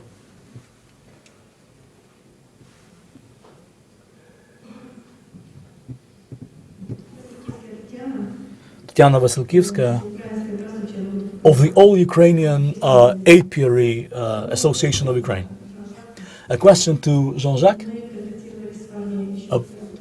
We contacted back on the under Minister Melnik. At the time, we were preparing a big presentation of the apiary sector, because we are a member of the International Apiary Association. We won the right to hold an apiary Congress in 2013, and we held this, and Ukraine is a big producer of honey, and we basically, in terms of our successful export, this is the first time we can dramatically expand our honey exports. A question to you. Let me thank everyone. This is really a difficult situation in Ukraine, but we very much look forward to a recovery of the apiary sector, and because then again, bees are important because they pollinate many commodity crops, so much of what we eat depends so much on the beekeeping sector. In terms of your priorities, are you going to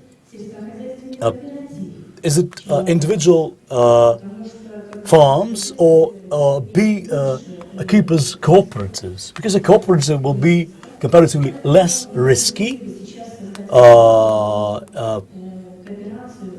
but from a financial risk perspective. That's why we are currently thinking of creating a cooperative of the beekeeping sector. In order to increase the output and quality, we will need investments. We will need to standardize practices and basically comply with standards and obtain certificates. I'm all in favor of exporting value-added products. It's good when you sell a basic. Then again, we sell honey and then they stick the label, and it's not Ukrainian honey anymore, it's Dutch honey or Danish honey. But we want investments to start flowing into Ukraine's apiary industry. So the question, what constitutes the higher priority? Small farms that will have better chances of being financed, or cooperatives?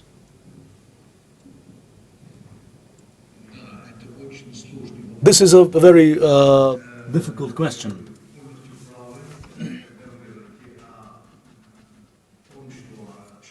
So anytime you speak about bees, bees are our best employees.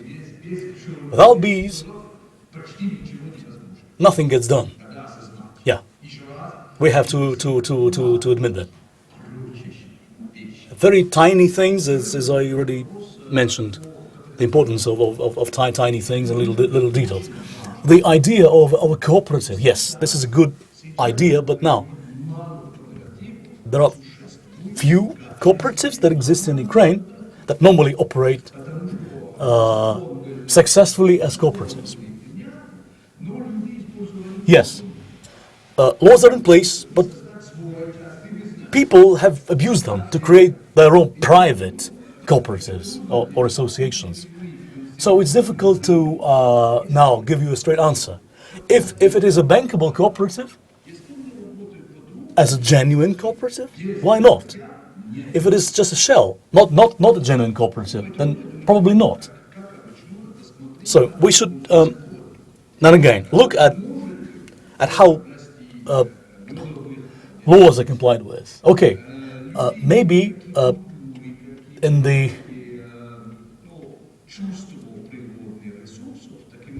apiary sector, what really works is that this is very close to basically as an industry, it lends itself more easily to be really to promote cooperatives. But then again, what we need to appreciate that Ukraine has all sizes of farms, and I wouldn't say that we do not apply any threshold in terms of, okay, you are too small to be financed. Basically, the dividing line is high performers versus low performers. That's it. So what we need to look at is the quality of their products, the cost profiles, and their quality of management. And if they are okay across all these parameters, then it's a matter of evaluating the business model and gaining trust. Just 10 seconds. Denmark is a country of cooperatives. 2/3 of agricultural products are exported out of Denmark by cooperatives. They're pretty small cooperatives that bring together several farmers. This is what lies ahead for the future. Any further questions at this point?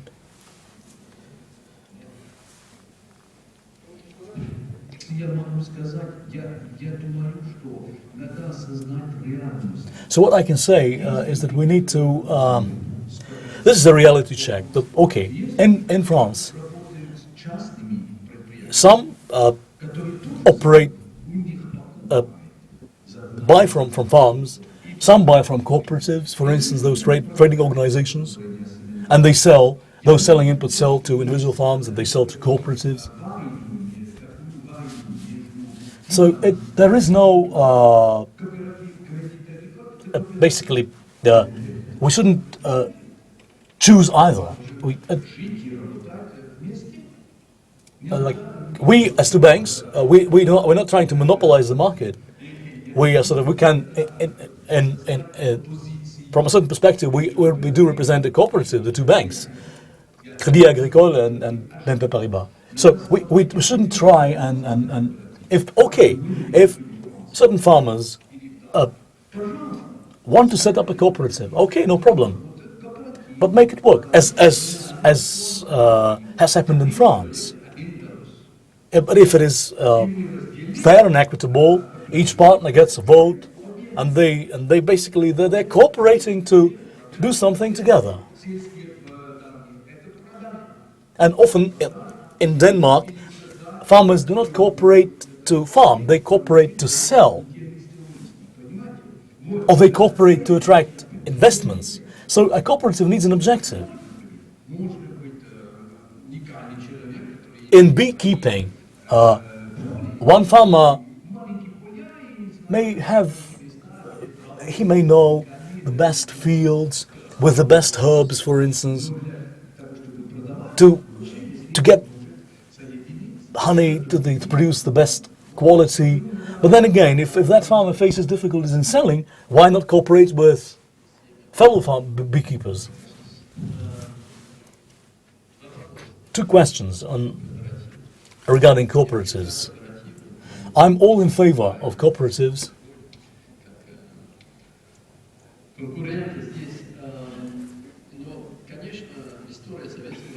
So in Soviet history, a cooperative was understood as as a kolkhoz, as a collective farm, or something different. So this historical legacy still lingers on, this negative legacy. So we need to resolve this stereotype in people's heads, in particular in these difficult circumstances. In terms of, if you look at French cooperatives, there is one small legal question that comes up.